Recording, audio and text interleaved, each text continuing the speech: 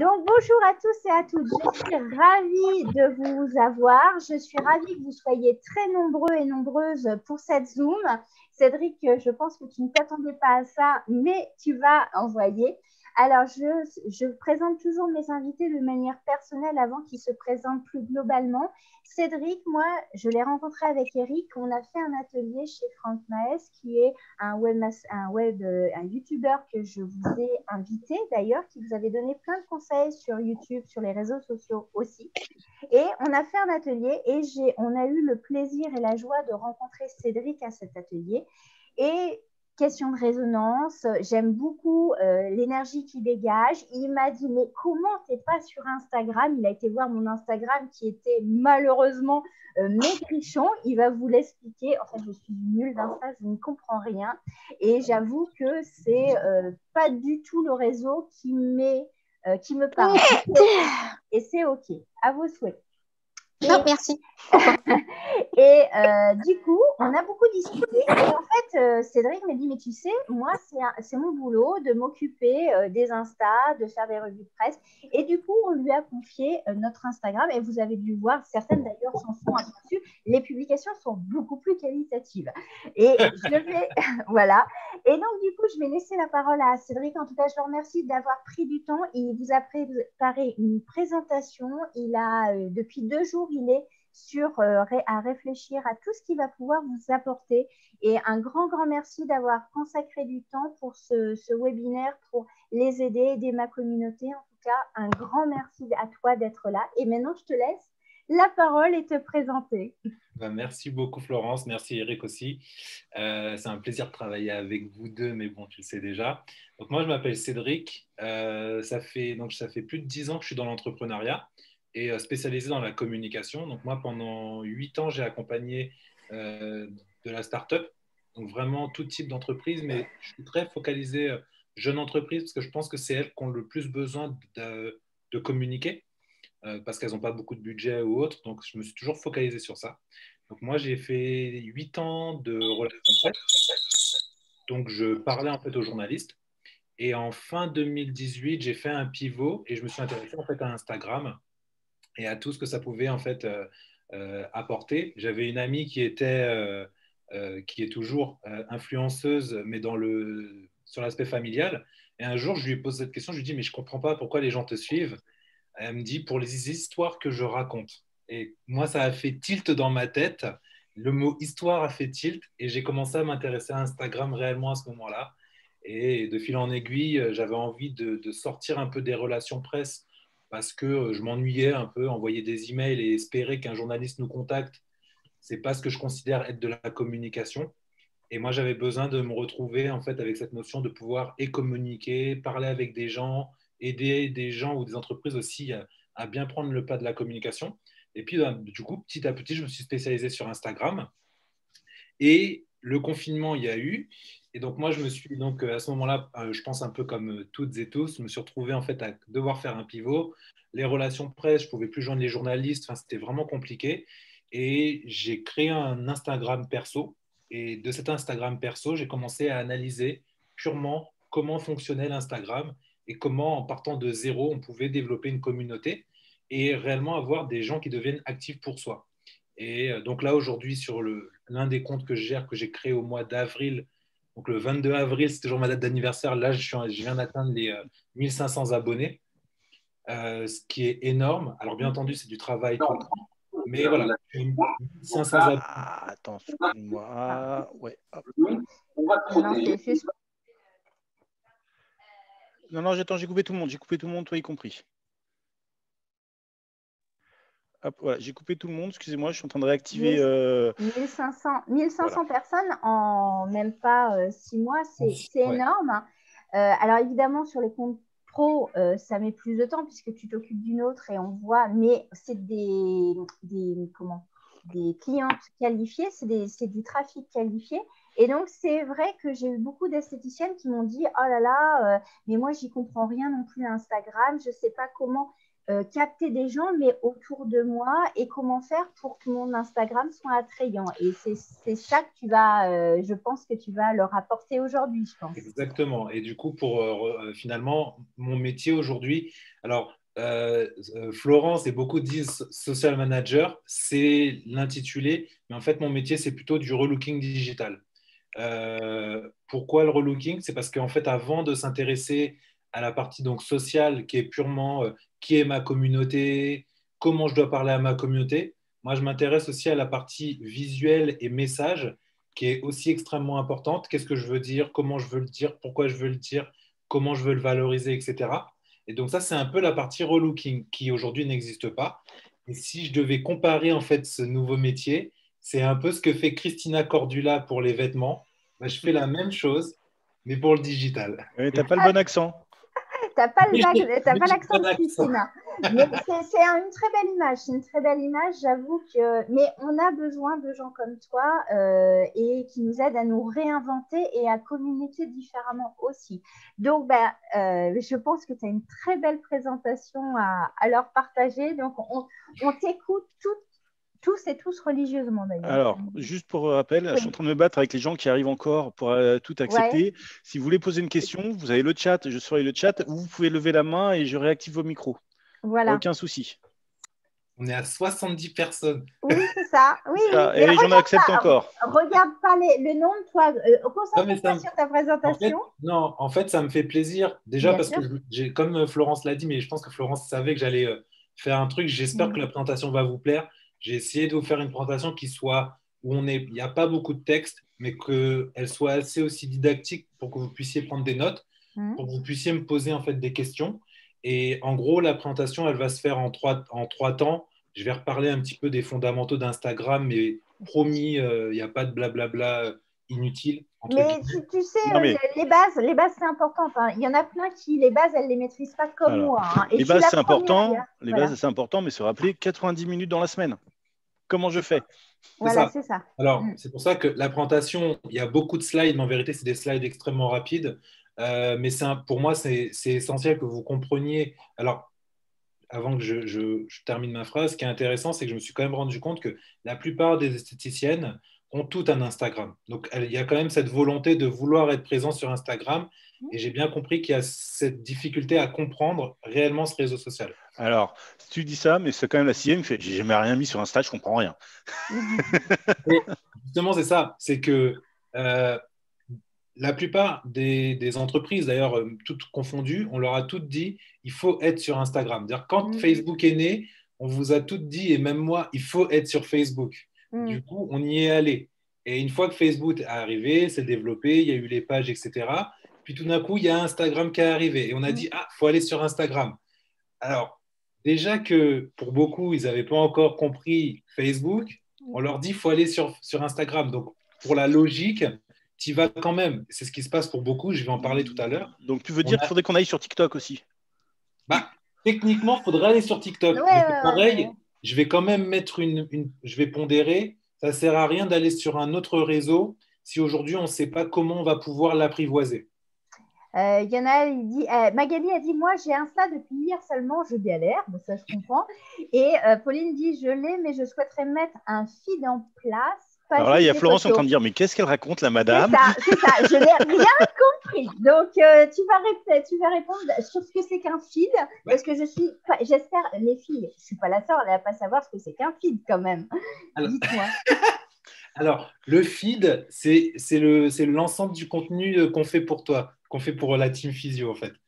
C'est cool. Bon, t'es pas la seule, Flo, il y en a d'autres. Oui, il y en a qui me soutiennent. Merci. Après, vraiment, moi, en tout cas, c'est mon approche. C'est pour ça que Florence, Eric et moi, en tout cas, on se comprend et on s'entend bien. Pour moi, en fait, dès qu'il y a la volonté de faire, c'est déjà une bonne chose. Il n'y a pas de bonne ou de mauvaise. Moi, j'ai la chance Alors, je suis curieux, mais mon boulot, c'est de faire de la communication. Ça fait, j'ai fait aussi un parcours. J'ai eu la chance de pouvoir continuer mes études en école de communication. Donc, j'ai la communication naturelle et en plus, c'est mon métier. Ça fait plus de 16 ans, en tout cas, si je prends tout confondu, que je suis dans la communication. Ça fait flipper. Donc, c'est aussi mon métier de comprendre ce qui se passe, de m'intéresser. Donc, on va parler un peu d'algorithme, mais c'est mon métier. Donc, le feed, on va en parler. Allez, on est parti. Allez, on est parti. Let's go. Je vais vous partager. Donc, en tout cas, j'espère que vous allez apprécier la présentation. En tout cas, elle a été pensée avec amour. Parce que voilà. Donc, 90 minutes. Ah oui, et donc le thème, comme ce qu'on avait dit avec Florence et Eric, c'était de se dire, et moi je l'avais bien compris, vous n'avez pas beaucoup de temps non plus à consacrer à Instagram. Et Eric m'a dit, mais alors super Cédric, mais combien de temps tu considères que ça serait quand même bien pour des filles qui n'ont pas beaucoup de temps? Et je lui ai dit, 1 heure et demie par semaine, ça serait quand même pas mal pour pouvoir commencer. Du coup, la présentation qu'on va faire s'intitule 90 minutes par semaine pour développer son Instagram. Et donc, ça va être le propos où j'ai essayé de penser comme ça pour vous aussi. Par contre, je la descends. Voilà. Donc, la présentation d'aujourd'hui, je vous l'ai dit un petit peu. Donc, on va travailler sur plusieurs thèmes. Il y a le focus sur le digital. C'est plutôt des visions pour que vous puissiez aussi, vous, en même temps, réfléchir à comment vous pouvez mettre en place. Donc, on va avoir un focus sur le digital, quelques chiffres. L'étude de cas, ça va parler un petit peu de Physiobel, mais plutôt assez rapidement, de comment moi j'ai réfléchi pour pouvoir retravailler le feed et de comment, en fait, en travaillant sur ce feed, on est arrivé en fait aujourd'hui à des résultats que l'on a. Et on va aussi ensuite avoir le vif du sujet. Donc, j'ai essayé de définir un axe chronologique pour que vous puissiez avoir une sorte de routine naturelle pour pouvoir, pour celles qui décident de réellement le faire, de pouvoir en fait commencer à mettre des choses en place sur Instagram. Et puis après, let's keep in touch si vous avez envie d'en parler plus tard, de poser des questions, etc. Alors, j'insiste, si vous avez des questions, on a le droit de l'interrompre. Vous levez la main, je vous donne la parole. Vous pouvez poser des questions sur le chat et j'interviens en cours de route. Le budget aussi, c'est d'avoir l'interactivité, donc n'hésitez pas. Ouais, carrément.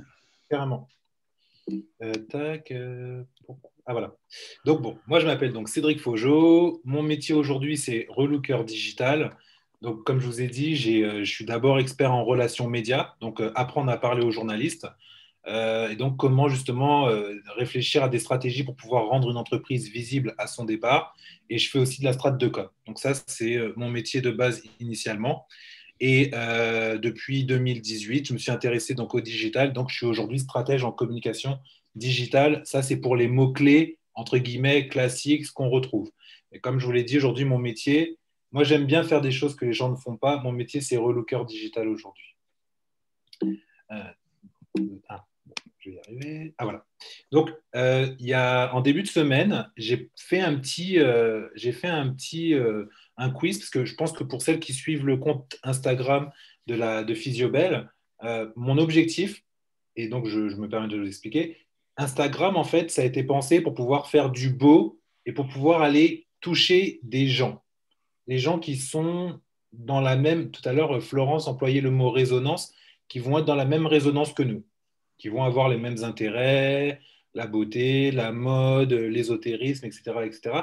Des gens, en tout cas, qui ont envie d'échanger, de peut-être, dans l'idéal, de devenir des clients. Et donc là, comme je savais qu'il allait avoir cette petite cette ZMIP, j'ai fait en fait des petites questions sur Insta, parce que Instagram, en fait, finalement, aujourd'hui, c'est de pouvoir interagir régulièrement, de pouvoir créer des interactions, même si elles ne sont pas énormes. Mais plus vous allez en faire, plus en fait elles vont grandir. Je reviendrai dessus plus tard. Quoi qu'il en soit, j'ai fait donc quelques petites questions que j'avais intitulées Instagram et toi. Et donc, sur ces questions, il y avait quelques points en fait qui revenaient et je voulais donc les partager avec vous. Le premier, c'est Instagram, pour toi, c'est quoi? Est-ce que c'est simple ou est-ce que c'est compliqué? Donc, on a 50-50. Il y en a pour qui c'est simple, d'autres pour qui c'est compliqué. La deuxième question, c'est combien d'abonnés as-tu en moyenne? Alors, il y avait entre 0 à 240. Donc, 60% ont une moyenne entre 70 et 249 abonnés. Et puis, il y a 40% qui en ont un peu plus. Donc, on est entre 249 à 500. Et la troisième, c'est combien de publications postes-tu par semaine? Alors, les questions que j'ai posées, elles étaient volontairement intéressées et intéressantes parce que, en fait, Instagram, pour que ça fonctionne, en fait, il faut de la régularité. La routine, c'est embêtant pourtant, mais Instagram demande de la routine. Plus on va être régulier, plus on va montrer à Instagram qu'on est opérationnel et plus, entre guillemets, il va nous récompenser. Donc, je demandais combien de publications postes-tu par semaine, pardon. Entre 1 et 3, j'avais mis entre 1 et 3 ou entre 3 et 5. Et là, on a 86% qui sont plutôt entre 1 et 3. Et pour beaucoup de comptes que je suis via Physiobel, on est plutôt à 2 publications toutes les 3 semaines. Alors, il y a un message intéressant sur le chat, parce que je ne m'attendais pas à ça. Une personne qui dit qu'elle a 1000 abonnés, ce qui est quand même un joli compte, et qui trouve Insta compliqué. Donc, le message subliminal, il ne faut pas avoir peur de dire « Ok, c'est compliqué, j'y arrive pas », mais on peut quand même réussir à avoir des gens qui te suivent, même en pensant que c'est compliqué. Ouais. Alors, en fait, c'est vrai que Instagram, c'est compliqué dans le sens où, alors, à ses débuts, Instagram, il a eu plusieurs phases. En vérité, depuis 2014, il existe, mais officiellement, en 2015, il a commencé à sortir de l'eau, à arriver en France. Et la logique initiale d'Instagram, c'était de pouvoir faire du beau. Donc, je postais si la photo n'était pas trop moche, l'algorithme, donc l'ordinateur, faisait en sorte que ma photo soit vue par énormément de personnes.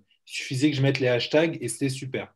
À ce moment-là, Instagram, qui n'appartenait pas encore à Facebook, n'avait donc pas de modèle économique, à savoir comment ils allaient gagner de l'argent sur une plateforme où on propose à des gens de liker et de partager des photos. Donc, la phase 1 d'Instagram était de pouvoir proposer à des gens, comme vous et moi, de pouvoir poster un maximum de photos, donc de gagner une communauté. C'est ce qu'ils ont fait, en fait, dans la phase 1. Et plus Instagram a pris de la force, et plus ils ont pu développer au fur et à mesure leur business model. En 2017, il y avait déjà des modifications, notamment on ne pouvait plus toucher autant de personnes qu'avant. En 2018, il y a eu encore un ajustement, sachant qu'en 2017, Instagram avait été racheté donc par Facebook, donc par M. Zuckerberg, et ils avaient donc identifié le modèle économique qui était la publicité. Et le questionnement était simple. Si on fait de la publicité, on ne peut pas permettre à des gens qui s'inscrivent de toucher toute une communauté, sinon ça n'a pas de sens. Et donc, entre 2017 jusqu'à 2019, l'algorithme, en fait, a réduit la portée. Il a été repositionné pour qu'une personne qui commence avec un compte à zéro, eh ben, en fait, entre guillemets, je vais employer le mot, elle galère pour trouver ses abonnés. Et avant, il suffisait de poster et tout le monde voyait ma photo. Aujourd'hui, il faut aller chercher les gens qui vont être intéressés. Du coup, pour répondre à la question, la personne qui a 1000 abonnés, elle a dû, je ne sais pas à quel moment elle a créé son compte, mais c'est fort probable qu'elle avait dû commencer aussi avant et qu'effectivement, petit à petit, elle a pu continuer puisqu'elle avait déjà une communauté qui était assez forte. Mais pour ceux qui débutent ou qui sont dans les 100, 150, psychologiquement, c'est plus compliqué. Mais c'est vrai que la personne qui a 1000 abonnés, elle a dit bah, moi, je ne comprends pas tout, mais j'essaye, story, post, hashtag, j'essaye, puis je regarde ce qui se passe. C'est la meilleure technique. Enfin bon, vas-y, enchaîne, vas-y, excuse-moi. Non, mais et en tout cas, c'est ça en fait. Mais on va en revenir. C'est compliqué dans le sens où aujourd'hui, l'algorithme, il faut le comprendre. Mais pour comprendre l'algorithme, il faut comprendre en fait sa communauté. Et pour comprendre sa communauté, il faut savoir qui on veut viser en fait.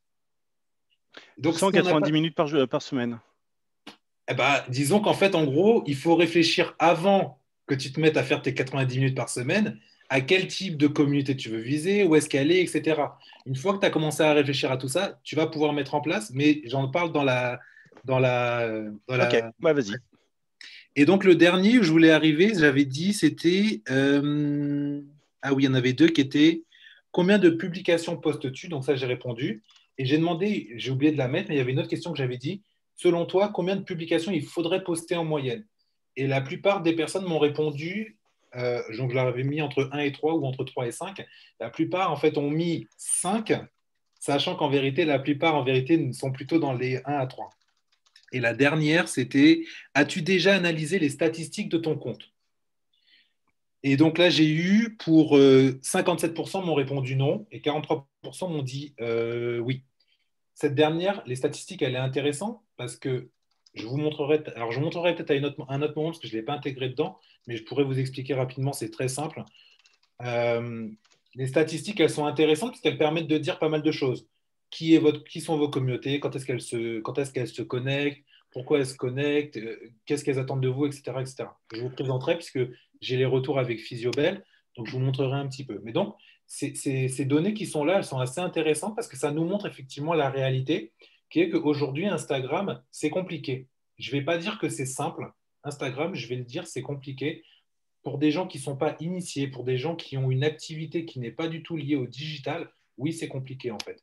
Maintenant, plus on va travailler dessus, plus on va, entre guillemets, l'apprivoiser et plus ça devient simple. Parce qu'il y a des mécanismes qu'on aura mis en place et donc c'est là où ça devient intéressant. On veut les mécanismes, on veut les mécanismes. On va en avoir, on va en avoir. Donc pourquoi aller dans l'espace numérique pour atteindre plus de clients plus rapidement? Souvent, on me pose cette question, ouais, mais en fait, Facebook, ça ne marche pas. Il y a eu ça tout à l'heure. Facebook, je ferai quand même le pont pour dire aujourd'hui de quelle manière c'est intéressant. Et puis, on a Instagram. Et on me dit, Instagram, non, mais on ne peut pas trouver de clients. En vérité, Instagram, c'est ce qui est intéressant. S'ils ont proposé de faire un modèle publicitaire à des entreprises, c'est justement parce qu'en fait, on peut trouver des clients. Je ne vais pas vous faire le délire du chiffre mondial, mais on a par jour 65 millions de personnes qui se connectent sur Instagram. Donc, clairement, aujourd'hui, on peut trouver des clients. Mais il faut encore une fois préparer et on va y venir. Alors, juste pour le stress, ça y est, il y a plus de 70 personnes de connectées. Ah, super, moi, ça me plaît. L'impact du digital. On a deux visions. On avait effectivement ce qu'on appelle le bouche à oreille classique, où finalement, une personne va en parler à une autre personne qui va générer à un moment X nombre de contacts. Sur le digital, une fois que vous avez convaincu une abonnée, ne serait-ce que si elle fait une publication, elle va pouvoir convertir 3 à 4 personnes. Donc, ça va beaucoup plus vite, mais bien entendu, ça ne se fait pas tout de suite. Mais dans l'idée, normalement, l'impact du digital égale une multiplication x2 en fait, par rapport à ce que vous voulez faire et aussi par rapport à sa propagation. Donc, ce que tu dis, c'est que le digital ne remplace pas le bouche à oreille. Ah non, le public, de toutes les manières, moi, en tout cas, je crois fortement au digital, mais si tu veux, le digital va avec une logique humaine. D'ailleurs, c'est marrant que tu poses cette question, puisqu'il y a Brian Solis. Alors ça, je l'ai prise, là, c'est pas moi qui l'ai écrite, mais je pense la même chose. Les réseaux sociaux concernent la sociologie et la psychologie plus que la technologie. Donc, ce que je veux dire, c'est qu'en vérité, aujourd'hui, on a des algorithmes, on a des robots, on a plein de choses.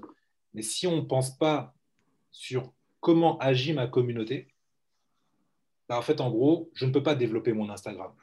Donc, on pourra être présent sur n'importe quelle plateforme, on aura toujours la même problématique. Quand vous avez décidé en fait de créer vos activités dans la minceur, dans la beauté ou dans des milieux un peu plus spécialisés, vous l'avez fait pour une raison. Cette raison, en vérité, doit être la lumière qu'on doit retrouver sur les réseaux sociaux. C'est là où généralement, en fait, les entreprises, les filles, elles ont un peu plus de mal à cerner comment on fait pour pouvoir valoriser ce que j'ai voulu faire, la raison qui m'a donné envie de créer ma boîte, comment je transpose ça dans le digital. Alors, est-ce que c'est en lien avec le persona de ça? Oui, mais pas que. Parce qu'il y a des gens qui disent « Ah non, mais le persona, c'est trop compliqué. Déjà que j'ai du mal à avoir des idées de poste, donc le persona, on verra plus tard. » Sauf qu'en fait, si on n'a pas le persona, on n'a pas d'idée de poste. Le persona, en vérité, c'est vous. Je vais en reparler tout à l'heure, mais le persona, c'est Eric, c'est moi, c'est vous. Alors, on est peut-être quand même les meilleures cibles pour les instituts, hein, Cédric et moi. C'est quoi le personnage? En fait, je pense qu'il y a plein de questions dessus qu'il faut y arriver là. Alors, le persona, c'est quoi en vérité? Vous entendez personnage ou personne? En fait, le persona, c'est ça. Le persona, en fait, c'est le profil type de votre clientèle. Moi, par exemple, je suis dans la communication. C'est pareil, je suis dans la communication. On pourrait se dire que j'ai envie de prendre toutes les personnes, tous les clients. En fait, non. Aujourd'hui, je vais chercher aussi des profils qui vont être dans la même réflexion. Moi, comme Florence le disait tout à l'heure, la résonance.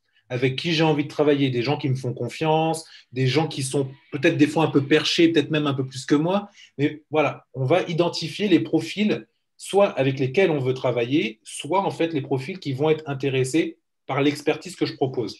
Donc le persona, ce sont le ou les profils, donc potentiellement les clients que vous souhaiteriez viser.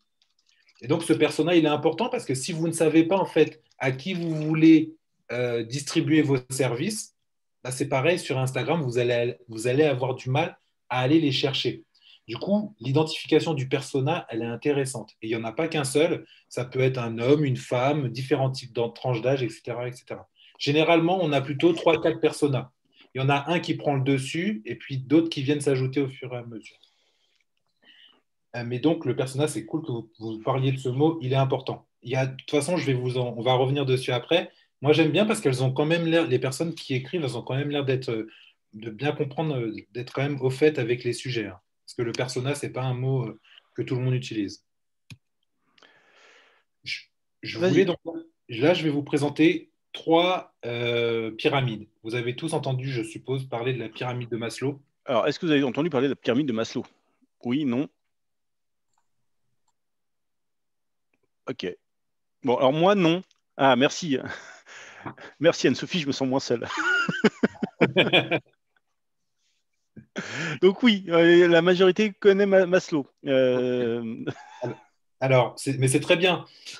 Juste là, il y a Brian Solis qui expliquait, donc pareil, qui fait du marketing de réseau sur les réseaux, sur le digital, et donc qui dit que les réseaux sociaux concernent la sociologie, donc beaucoup plus l'aspect humain ou psychologique que la technologie. Et il a complètement raison, puisque en vérité, qui crée la technologie? Bah, c'est des humains. Donc, sachant que c'est l'humain qui crée la technologie, en vérité, on a une pensée qui est humaine. Du coup, j'ai voulu repartir sur les bases sur les bases en fait de cette pyramide. Donc, on a dans la pyramide de Maslow, ce sont les 5 besoins qui finalement nous font grandir dans une échelle. Donc, on a les besoins primaires, les besoins de sécurité, besoins d'appartenance, besoins d'estime et besoin de s'accomplir.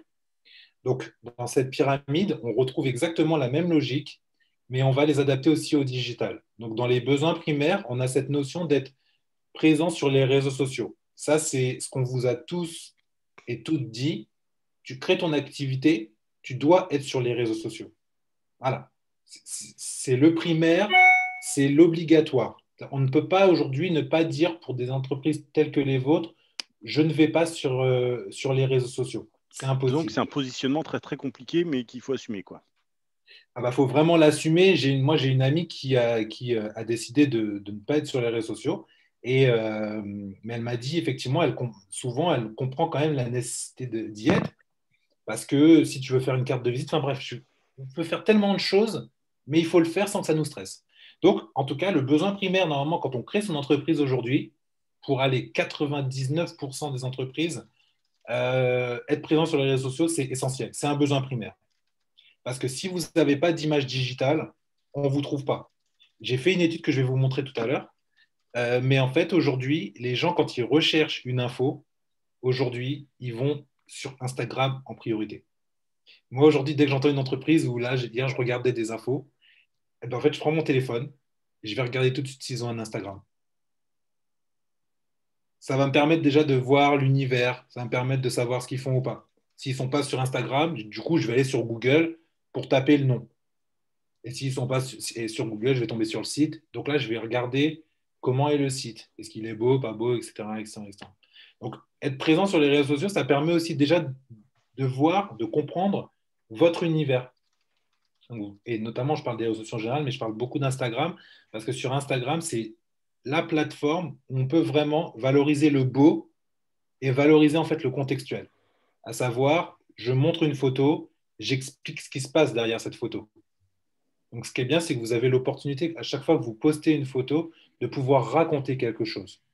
Et avant qu'on rentre dans le vif du sujet, si je peux me permettre, c'est vrai que bien souvent, bah, c'est normal, mais vous avez peut-être, en tout cas beaucoup de comptes que j'ai vus, ont peut-être trop cette approche de vouloir absolument vendre quelque chose, alors qu'il faut plutôt être dans la compréhension de ce que veut la personne qui regarde en fait ce que vous faites. Donc en tout cas, besoin primaire, le besoin de sécurité, être actif sur les réseaux sociaux. Là, on est à peu près pour toutes, on est à peu près à ce même niveau. Enfin, pour celles et ceux qui regardent aujourd'hui, vous êtes à peu près tous à ce même niveau, c'est-à-dire, OK, je suis sur les réseaux sociaux, qu'est-ce que je poste, comment je fais pour qu'on me voit, comment je fais pour grandir, etc., etc. On est dans le besoin de sécurité. Si je le transpose, besoin de sécurité égale aussi besoin financier. Bien entendu, si on est sur les réseaux sociaux, c'est pas pour faire beau, on ne cherche pas à être beau, on est sur les réseaux sociaux pour une raison. Et je tiens vraiment à le dire, si vous allez sur les réseaux sociaux, peu importe Facebook, TikTok, Instagram, si vous y allez juste parce qu'on vous a dit d'y aller, à la limite, n'y allez pas jusqu'à ce que vous ayez bien compris la raison pour laquelle vous devez y être. Une Je fois crois que que vous là, il y a avez... un message important. C'est Oui. quel que soit le réseau social, excusez-moi. Oui, c'est ça, le réseau social. Euh, Savoir pourquoi on y va, ne pas juste y aller parce qu'on nous a dit d'y aller. Le mouton, c'est bien, mais en fait, le mouton, il donne de la laine, il récupère pas d'argent. C'est ça. Voilà. Je remercie la personne qui a écrit. C'est ça. Ça sert à rien, en fait. Aujourd'hui, on est dans une société, entre guillemets, du paraître, où on nous dit, si tu fais pas ça, si t'es pas dans cette lignée, en fait, bah, t'es pas dans la bonne direction. Mais c'est pas comme ça qu'il faut le penser. Il faut se dire, OK, je veux bien aller sur Instagram. Qu'est-ce que ça va m'apporter? Qu'est-ce que je vais apporter à mes clientes? Comment mes clientes vont interagir avec moi? De quoi elles vont avoir besoin? En fait, c'est toutes ces questions qui sont fondamentales quand on se dit, je crée mon entreprise, j'ai un institut donc physique ou un institut à distance, c'est moi qui me déplace. Mais dans tous les cas, qu'est-ce que je vais apporter à mes clientes? Comment elles vont pouvoir échanger avec moi? Comment je vais être en capacité de leur répondre? Est-ce que je vais leur répondre rapidement ou pas? Toutes ces questions, elles sont essentielles. C'est ces questions qui vous permettent ensuite de pouvoir mettre en place des actions sur Instagram. Ok, D'où le vas-y, fait, excuse-moi.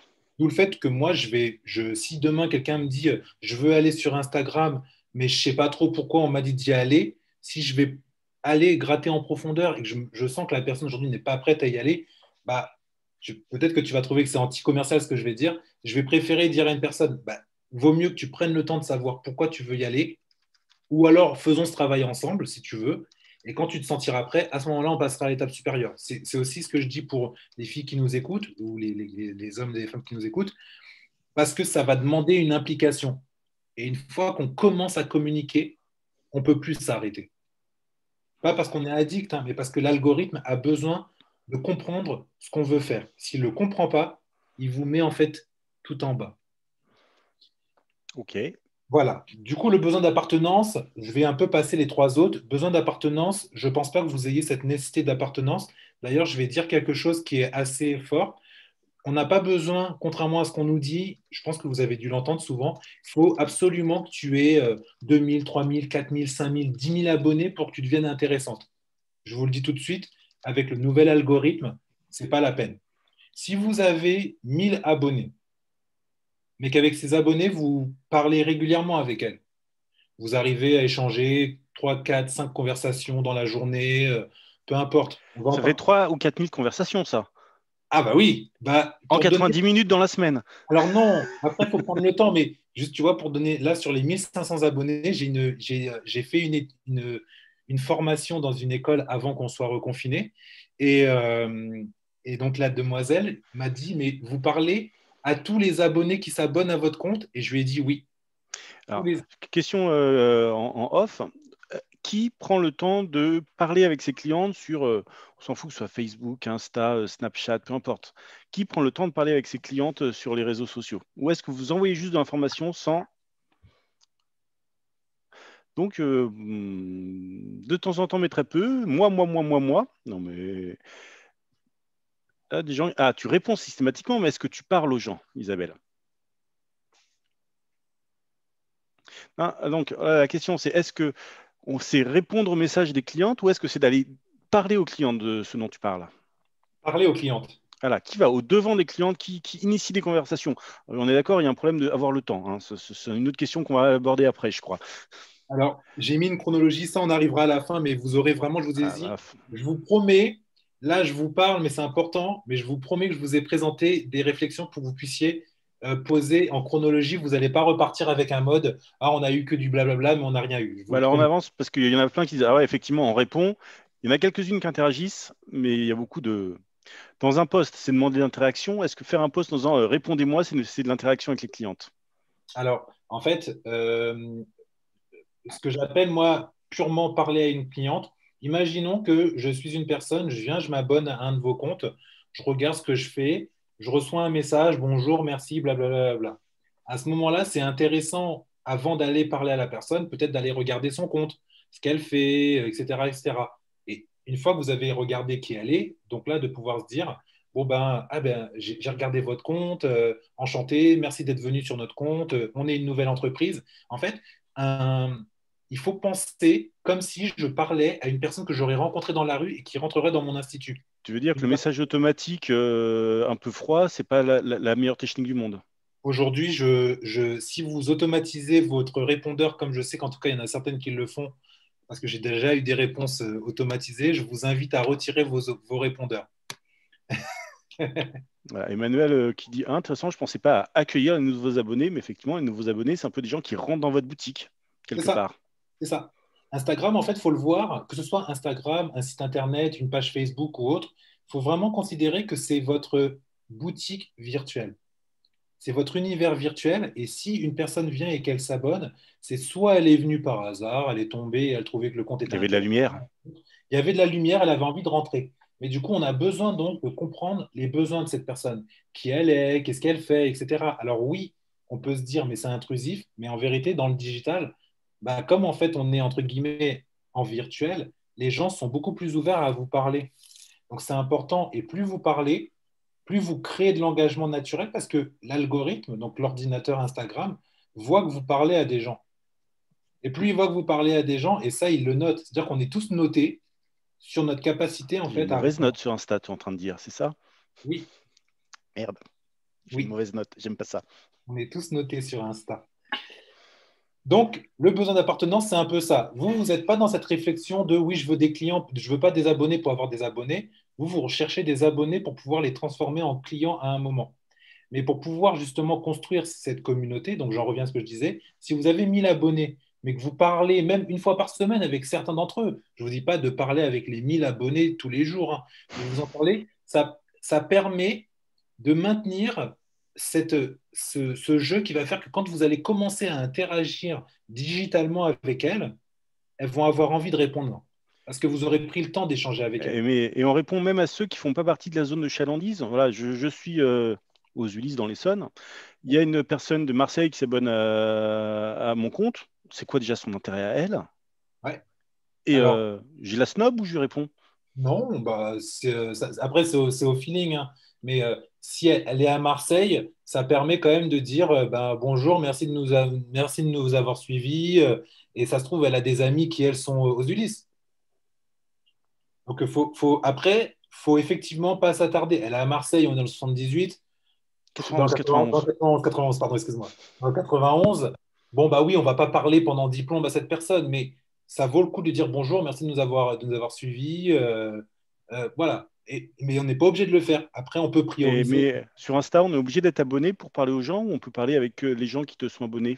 Alors, en fait, sur Instagram, tu peux parler aux gens, même si tu n'es pas abonné avec eux. Sauf que si tu n'es pas abonné avec eux, les messages vont dans une zone qui est moins vue. Donc, c'est demande en attente. Donc, tu reçois un message, il faut que tu répondes. Donc, dans l'idéal, c'est mieux d'être abonné. C'est mieux que toi, tu t'abonnes à une personne ou que la personne soit abonnée à toi pour Et donc, du coup, c'est ce que vient de dire Christine, mais il y a aussi des gens qui s'abonnent pour que tu t'abonnes chez eux pour augmenter leur nombre de comptes. Est-ce que c'est un intérêt ou pas?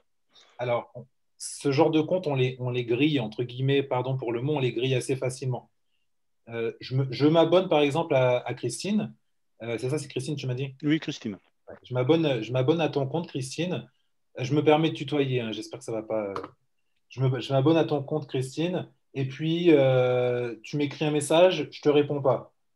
Ou au bout de deux. Et toi, tu t'es abonné en retour. Tu m'as fait un bonjour, je t'ai pas répondu. Et peut-être un jour après ou 3 heures après, je me désabonne. Bon, bah, clairement, c'était une personne qui était intéressée que par un like. Mais tu vas le savoir très rapidement. Et plus tu développeras ton compte, plus tu arriveras à sentir les gens en fait qui sont là pour juste avoir des likes. Ça Donc, se en ressent. fait, on s'abonne à ceux qui ressemblent à des clients intéressants potentiels et les demandeurs d'abonnement, on les oublie dans leur coin, puis ils vont disparaître tranquillement. Ouais, ouais, ouais, ouais. Ça se sent. Ça se sent. Et même, je vous donnerai une technique que moi je fais. Je vous en parlerai tout à l'heure pour rebondir sur ce que tu dis, Christine, je note. Mais ça se fait en fait. Donc, faut pas avoir peur de le faire. C'est pour ça qu'il y a des gens qui se retrouvent avec plein d'abonnements et peu d'abonnés à un moment. Parce qu'ils ont peur de vouloir désabonner ou autre. Il faut se désabonner, hein. Moi, à un moment, quand j'ai lancé mon Instagram, alors, celui qui est à 1500, c'est pas celui lequel vous vous abonnez, hein. Mais, tous les gens qui faisaient du unfollow, qui me suivaient et qui se dégageaient au bout de 2 jours, je faisais la guerre au unfollow. Et je me désabonnais. Et c'est toujours un principe que je me suis fait. Il est hors de question que je suive des gens juste parce qu'en fait, en gros, eux, ils veulent quelque chose et qu'en retour, il n'y a Non. rien. Donc Magali demande a pas bien compris. Donc quand une cliente s'abonne au compte de l'Institut, est-ce que c'est bien que l'Institut s'abonne au compte de la cliente ou pas? C'est bien, il faut le faire. Parce qu'il faut qu'on sache. Ça veut dire que si la personne, de toutes les manières, si la personne, elle reste sur le compte, bah, ça fait de toute façon plus d'engagement. Donc, une personne qui s'abonne, en fait, sur Instagram, on va avoir deux typologies. Des personnes qui vont avoir envie de s'abonner parce qu'elles voient le secteur de la beauté, du bien-être. Peut-être que ce n'est pas des clientes directes, mais si elles ne se désabonnent pas, ça veut dire qu'il y a quelque chose qui les intéresse dans ce que tu fais. Donc, tu t'abonnes. Ça crée une interaction, ça crée un engagement, et ces personnes-là sont quand même des personnes qui pourront t'apporter quelque chose à un instant T.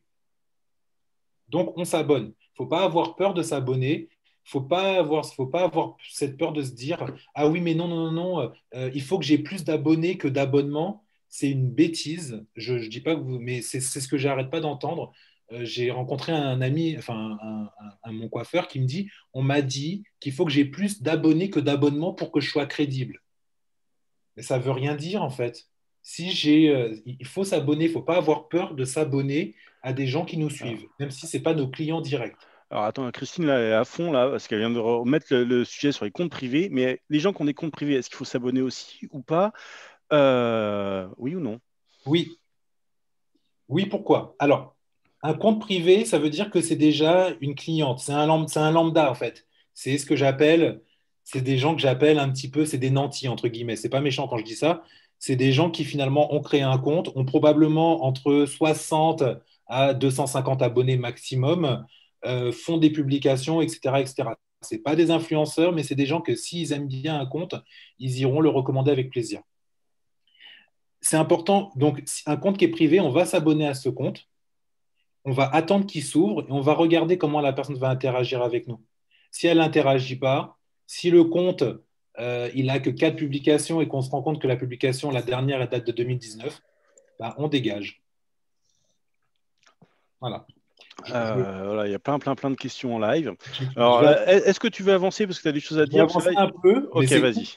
c'est cool en tout cas. Les Je questions. prends toutes les questions, je les note dans un bloc-notes pour tout à l'heure. Ok, super. Donc en tout cas, les deux autres, j'en parle pas. Ouvrir un blog, ce n'est pas votre objectif. Et devenir auteur, je pense que ce n'est pas non plus votre objectif pour le moment. Là, il y a une deuxième pyramide. Là, c'est plutôt pour vous montrer ce qui se passe pour celles qui sont intéressées, qui voudraient peut-être aussi se positionner en tant que peut-être influenceurs, en plus de ce qu'elles font si elles ont le temps. En vérité, il y a 5 typologies sur Instagram. Donc on a le mass market, donc ce que moi j'appelle les consommateurs, des gens qui sont sur Instagram et qui sont potentiellement votre cible. Alors là, elle n'est pas dans cette pyramide, mais je la ferai apparaître prochainement. Il y a les nano-influenceurs, donc des personnes comme moi, qui ont aujourd'hui entre 1000 jusqu'à 10 000 abonnés. Donc jusqu'à 10 000, entre 1000 et 10 000 abonnés, on est des nano-influenceurs. On est des personnes qui potentiellement peuvent facilement vous aider vous-même à convertir et à amener d'autres clients dans votre boutique. Ah, Séverine, tu es une nano-influenceuse, tu le savais? Voilà. Donc, Séverine, sans le savoir, tu es déjà une nano-influenceuse. Et après, donc, plus tu vas développer, après, bien entendu, ton objectif, je sais que ce n'est pas d'être une nano-influenceuse, mais sans le faire exprès, tu l'es. Après, on arrive facilement à identifier ce qu'ils sont. Moi, je le suis parce que le sujet sur lequel je parle, j'intègre plein de données, mais je dirais que Séverine ne l'est pas directement parce qu'elle parle quand même de son business en lui-même. Voilà. Mais elle va pouvoir effectivement convertir plus facilement. Après, on a les micro-influenceurs. Les micro-influenceurs, c'est entre 10 000 et 100 000 abonnés. Et après, on a les macro-influenceurs qui, eux, on est 100 000 et plus. Et puis après, on a les égéries. Je ne reste pas plus longtemps sur cette publication, mais sur cette présentation, mais c'est important. Et je voulais vous montrer une dernière pyramide. Je vous ai donc parlé du consommateur, donc qui est tout en bas. Après, on a les experts et après, on a les top créateurs. Donc, Instagram, vous l'aurez compris, je vous ai présenté ces 3 pyramides pour que vous compreniez bien qu'en fait, le beau accompagne la transformation. Plus vous faites du beau, plus en fait, en gros, vous donnez envie à des gens de vous suivre. Plus vous donnez des messages qui expliquent ce que vous faites sans être dans une notion de vendre, plus vous donnez aux gens en fait envie de vous suivre. Alors, en fait, ça revient un peu à ce qu'on a dit tout à l'heure sans faire trop exprès. C'est votre boutique. Est-ce que dans votre boutique, vous voulez montrer, est-ce que vous voulez que dans votre boutique, il y ait une image de quelque chose qui soit pas propre, qui soit pas carré, qui fasse pas pro? C'est ça. C'est exactement ça. Ouais, moi, j'ai coupé un micro. Je t'en prie. Mais c'est exactement ça, Eric, tu résumes bien. En vérité, c'est vrai que les gens ont du mal à comprendre, et là je parle en général, Instagram, parce que c'est une boutique, c'est notre boutique. Sauf qu'en plus de notre boutique, on peut montrer notre esprit. Donc quand vous pensez de persona, pour celles qui ont parlé tout à l'heure du persona, il faut penser le persona, qui sont mes cibles, et ensuite, qu'est-ce que moi j'ai envie de dire? Comment j'ai envie d'interagir avec elles? Est-ce que c'est un service de luxe que je leur propose? Est-ce que c'est un service de proximité? Est-ce que c'est un service convivial, etc. Et tous ces éléments, vous les mettez au fur et à mesure dans Instagram. Et plus vous intégrez tout ça, et plus votre Instagram va prendre de la force. Du coup, plus votre boutique va prendre de la force. Et donc, vous l'aurez donc compris, il faut en fait apprendre à décrypter la logique humaine. Si vous décryptez la logique humaine, ben, en fait, vous allez réussir à percer la logique de l'algorithme. Alors, attends, excuse-moi, il y a une citation qui vient de passer d'Axel. Ouais. Monsieur Saint-Exupéry, quand même, de Saint-Exupéry. Ouais. C'est véritablement utile puisque c'est joli. Exactement. Exactement. Le beau accompagne l'intérêt. Ça veut dire que moi, j'aime bien, d'ailleurs, je vais même aller pour compléter ce que dit Axel, je vais le dire avec les mots. Quand vous avez une cliente qui rentre, votre objectif, c'est de la sublimer pour qu'elle soit belle pour elle, pour son chéri, pour sa chérie, pour ses enfants, bref. En fait, votre Instagram, c'est la même chose. Vous lui donnez l'opportunité d'être beau pour vous aider à pouvoir vendre à un moment. Et donc, corollaire indirect de Boubou, vu qu'on vient de me donner plein de temps libre, est-ce que je dois en profiter pour effacer mes 568 publications et tout remettre en mode beau? Je te dirais oui, fais-le. Fais-le ou archive au moins. C'est important déjà de nettoyer parce que tu vas vite te rendre compte qu'il y a plein de photos finalement que tu as posées qui n'ont pas forcément grand intérêt, entre guillemets, avec ton activité. Et surtout, en nettoyant, ça permet aussi à l'algorithme de comprendre, ah tiens, elle est en train de faire du propre dans son compte. Comme je vous ai dit, ça ne paraît pas, mais quand vous allez effacer une photo, on comprend que vous essayez de faire quelque chose. Et l'algorithme analyse tout ce qui se passe. Donc, si tu as le temps de le faire, fais-le. Même moi, je le fais sur tous mes comptes. Donc, sur Cédric Faugeot, là, je vois pas mal de personnes qui m'ont suivi. Merci beaucoup.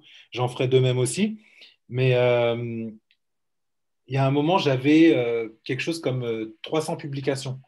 Et quand quand j'ai réussi à bien comprendre là où je voulais aller, j'ai détruit toutes les photos qui n'avaient aucun intérêt. Toutes ces photos qui étaient là juste parce qu'il fallait mettre... J'ai tout effacé pour garder juste de l'essentiel. Alors attention, il y a des questions qui arrivent qui se lient à ça. On peut tout effacer d'un coup ou il faut faire un par un? Non, il faut faire un par un. C'est pour ça qu'il faut prendre le temps de bien cibler.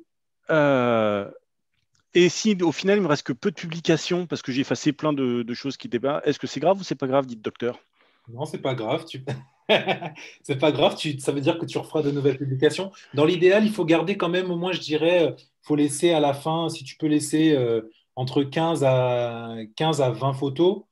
Voilà, 15 à 20 photos permet de raconter une histoire. Si tu laisses 15 à 20 photos et après que tu republies, de toute façon, je vais vous parler de la logique de publication aussi, et que tu republies après régulièrement, tu vas te recréer un nouveau feed.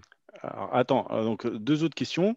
Alors, Séverine, il faut effacer quoi? J'ai pas compris. Qu'est-ce qu'il faut effacer? En fait, il ne faut pas effacer, mais si par exemple tu as plein de photos sur ton feed Instagram et que tu trouves que ces photos n'apportent pas grand-chose ou qu'elles peuvent être effacées pour apporter une nouvelle image, tu peux le faire. Et dernière question sur la série. Mais du coup, les offres marketing et les promos, il faut les publier ou pas? C'est une très bonne question. Les offres promo et marketing, j'aurais tendance à vous dire non. Pas dans les publications directes, mais dans vos stories, oui. Ah là là, attention, va y avoir. Mais c'est quoi la différence entre story et publication? Une story, en fait, ça dure 24 heures. Donc, en fait, par exemple, une story dure 24 heures et une publication, c'est quelque chose qui va durer dans le temps. Donc, si par exemple, vous avez un nouveau produit ou vous avez une nouvelle expertise que vous avez mise en place, vous avez décidé de vous spécialiser dans la minceur. Par Donc, exemple. par exemple, c'est quelque chose qui est dans le temps, en fait. Là, vous allez pouvoir faire une publication, dire, bah voilà, je viens de me mettre on vient de développer une nouvelle expertise, maintenant on vous propose telle chose. C'est intéressant parce que tu vas pas penser juste à ce que tu vas vendre, mais tu vas dire à tes clientes ou aux futurs qui vont arriver sur le compte, bah nous, on développe une expertise pour vous apporter encore plus. Donc, une publication comme ça, si tu mets une jolie photo avec et que tu dis qu'on est en train de grandir, qu'on fait grandir notre expertise, c'est super. En C'est quelque revanche, chose qui peut durer dans le temps et que même dans 2 mois, ça a toujours du sens de l'avoir. exactement. En revanche, mettre, comme je vois souvent en fait, hein, mais encore une fois, je ne suis pas du tout là pour dire c'est pas bien ou pas, c'est logique que vous le fassiez, c'est compréhensif. Comme je vois souvent, il y en a plein qui vont mettre offre spéciale 99 euros au lieu de 129 euros. Sauf qu'il y a deux choses. Un, vous le faites de manière assez brute. Donc, une personne qui arrive, ça se trouve, elle va tout de suite voir une notion de prix. Donc, on va se dire, ah, elle essaie déjà de nous vendre des trucs alors que moi, j'arrive. Donc, il y a déjà cette logique. Et de deux, ce prix, ça se trouve, il est là que pour 2 semaines. Donc, en fait, au bout de 2 semaines, bah, ça ne sert à rien. Enfin, ça sert à rien.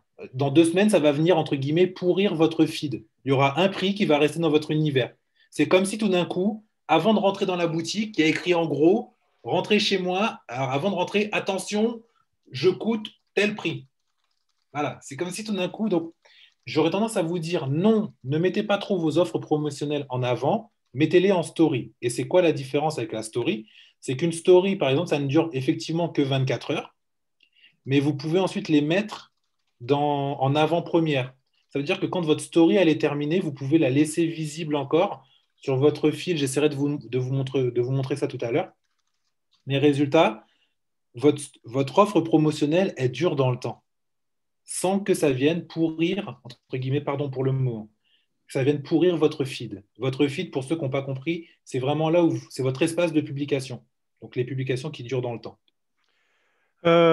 Question. Alors, il y a une question très, je pense, compliquée d'Emmanuel. Mais du coup, sur la story, il faut mettre un peu de perso ou pas du tout, beaucoup de perso et il faut mettre beaucoup de story ou un peu de story. C'est quoi les ratios story, pas story, perso, pas perso? Alors, je vais répondre rapidement, mais comme j'allais plus en bas en parler, mais je vais le dire. En gros, la story, de base, tu peux en mettre autant que tu veux, mais on a dit 90 minutes par semaine. Si tu en mets 3 par jour, ça suffit. Voilà. Ok. Minimum, il t'en faut une. Et donc, dans tes stories, si tu veux, c'est pareil, tout à l'heure, on parlait du persona. Dans la story, entre guillemets, tu mets ce que tu veux, en fait. Tant que ça correspond à toi et à ce que tu veux que tes clientes ou ta communauté, elle intègre. Alors là, alors, je pense que tu viens de sauver un ou deux arbres sur la planète.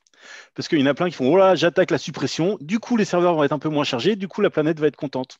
Oui, aussi. Non, mais en plus, c'est vrai, hein. C'est-à-dire que moi, je sais qu'une fois par an, minimum, de toute façon, je ferai du nettoyage sur mes comptes Instagram parce que c'est des photos qui restent, ça bouffe de la donnée, ça bouffe ça prend du chargement partout, c'est énorme. C'est comme les emails. Donc, si en plus je vous donne envie de sauver la planète, ça me fait plaisir. Les photos avant-après, c'est pas super beau, mais c'est informatif. Donc, story ou feed? Story, story. Vous pouvez en mettre un petit peu, mais de temps en temps. Mais en fait, vous en mettez tellement qu'à un moment, moi, je préfère voir en story, regarder tous nos résultats en story. Et donc, je vais aller regarder dans les stories. Je vais prendre le temps de voir ce que vous faites. Vous allez pouvoir expliquer en plus en story en 1 minute ce que vous avez fait. Alors que quand vous la mettez dans la publication, on a effectivement le fameux avant-après. Soit on a deux photos, soit on a une photo qui est séparée en deux. Et OK, la photo, elle n'est pas travaillée parce que c'est quelque chose qui est pris dans l'urgence, qui est fait dans l'urgence. Donc, je dirais que vaut mieux prendre le temps d'aller en story et de dire, bah voilà, ça c'est nos résultats qu'on a fait pour nos clientes. Mais je vais vous donner une logique de chronologie pour justement les avant-après aussi.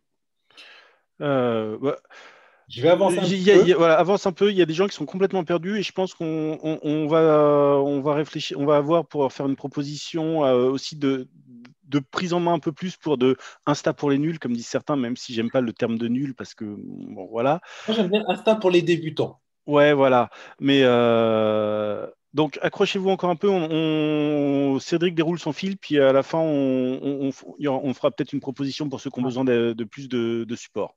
Donc là, je voulais vous reparler de mon métier, mais je pense que vous l'avez compris. En fait, en gros, le social manager, le social manager, son rôle à lui, c'est de penser justement les personas, la stratégie, comment on va aller chercher les gens, comment on va commencer à mettre en place. C'est toute la stratégie.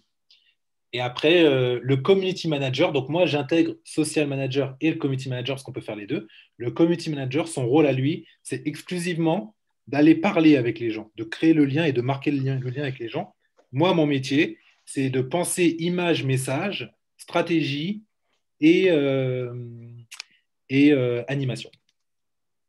Le digital pour qui? Les instituts de beauté, les fleuristes, les magasins de mode, bref, tous ceux qui ont justement un focus image à valoriser, le digital est bon pour vous. Je ne reste pas plus longtemps. Ça, je vous l'enverrai si vous voulez, on verra avec Eric. Mais en fait, finalement, aller sur Instagram, comme je l'ai dit tout à l'heure, il faut y aller pour une bonne raison.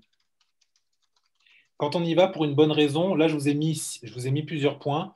Inspirer visuellement les gens. Comme je vous ai dit, le beau accompagne le reste. Quand c'est beau, ça inspire, ça donne des idées pour peut-être une potentielle client de venir. Vous avez peut-être des coffrets cadeaux que vous proposez aux clientes. Si c'est joliment présenté, si on voit une photo où vous êtes en train de donner même si en ce moment, confinement, mais en temps normal, vous êtes en train de donner ce coffret à une autre cliente, ah tiens, c'est joli, ah tiens, il y a un coffret. Plus vos photos vont raconter quelque chose, plus elles vont inspirer et donner envie de faire quelque chose. Instagram, c'est ça. D'ailleurs, comme je l'ai dit, 2 tiers des entreprises déclarent que les photos et vidéos sur Instagram les aident à inspirer les clients. Alors, Salvatrice a perdu l'écran. Est-ce que tout le monde voit encore l'écran? Oui, c'est bon. Il n'y a que Salvatrice. Enfin, c'est bon, je suis désolé pour Salvatrice. Mais donc, vas-y, continue, Cédric. OK. Ensuite, un autre point qui est intéressant avec Instagram, aider les entreprises à prospérer grâce au mobile.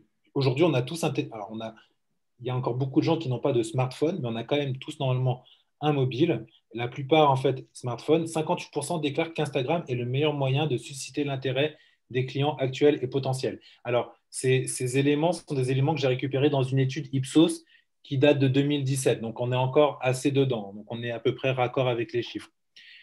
L'ambition aussi de pouvoir être connecté à un public. Alors, mondial, oui, mais là, vous, ce n'est pas votre cas. Mais si on est déjà sur du national ou sur du régional, on est très bien. Et c'est pareil, vos communautés nationales et régionales, elles sont présentes. Il y a 56% des entreprises françaises qui s'accordent à dire qu'Instagram, c'est le meilleur moyen d'atteindre des clients actuels et potentiels. Et donc, comme je disais, en fait, Instagram, ça marche c'est un peu comme c'est un peu un jeu de séduction. Ça vient petit à petit. Au début, j'ai 0 abonnés, puis après, j'ai 10 abonnés, et ces 10 abonnés, on va les faire grandir. Et donc, voilà, plus je vais donner, plus je vais recevoir. Plus je vais donner, plus je vais recevoir. Une autre donnée intéressante, c'est que ça peut par contre simplifier le marketing. Ça se trouve, vous mettez en place plein d'actions, le site internet. Il faut toujours avoir un site internet aussi, mais vous dispersez peut-être plein d'actions marketing. Et c'est vrai qu'aujourd'hui, avec Instagram, on peut faire plein de choses. On peut mettre une boutique en ligne. On peut, du coup, on peut vendre en ligne avec Instagram. On peut inspirer. On peut mettre des prix. Enfin, il y a tellement d'actions qu'on peut faire que finalement, on peut faire un peu de publicité. Pas trop, mais vous pouvez en faire. J'en parlerai tout à l'heure. Donc voilà, donc, il y a pas mal de choses pour qu'aussi en termes de marketing, vous vous y retrouviez. Renforcer la confiance. Pourquoi renforcer la confiance? C'est pareil. L'image accompagne le beau. Ce que vous allez dire accompagne l'envie de faire. Donc plus vous êtes présente, même quand on a très peu de temps, être très présente, ça ne veut pas dire être présente 10 heures par jour. Être présente tous les jours pendant 20 minutes, ça suffit en fait à faire en sorte qu'à la fin du mois, on compte que vous ayez fait X nombre d'heures sur Instagram, l'algorithme le comprend. Du coup, il propage aussi par rapport à ce que vous êtes. Mais ça intègre une notion de confiance. Et puis, il y a la notion de découvrir. Instagram, on peut faire découvrir nos produits, nos services qu'on veut vendre, comment on veut les présenter, notre vision, notre manière de penser.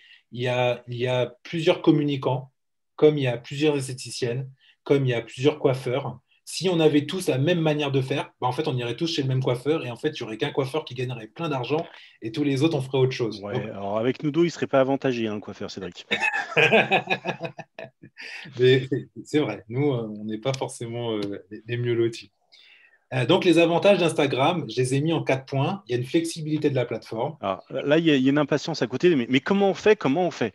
Bon, je vais accélérer un peu, je vous promets. Autonomisation des PME, blablabla. Blablabla.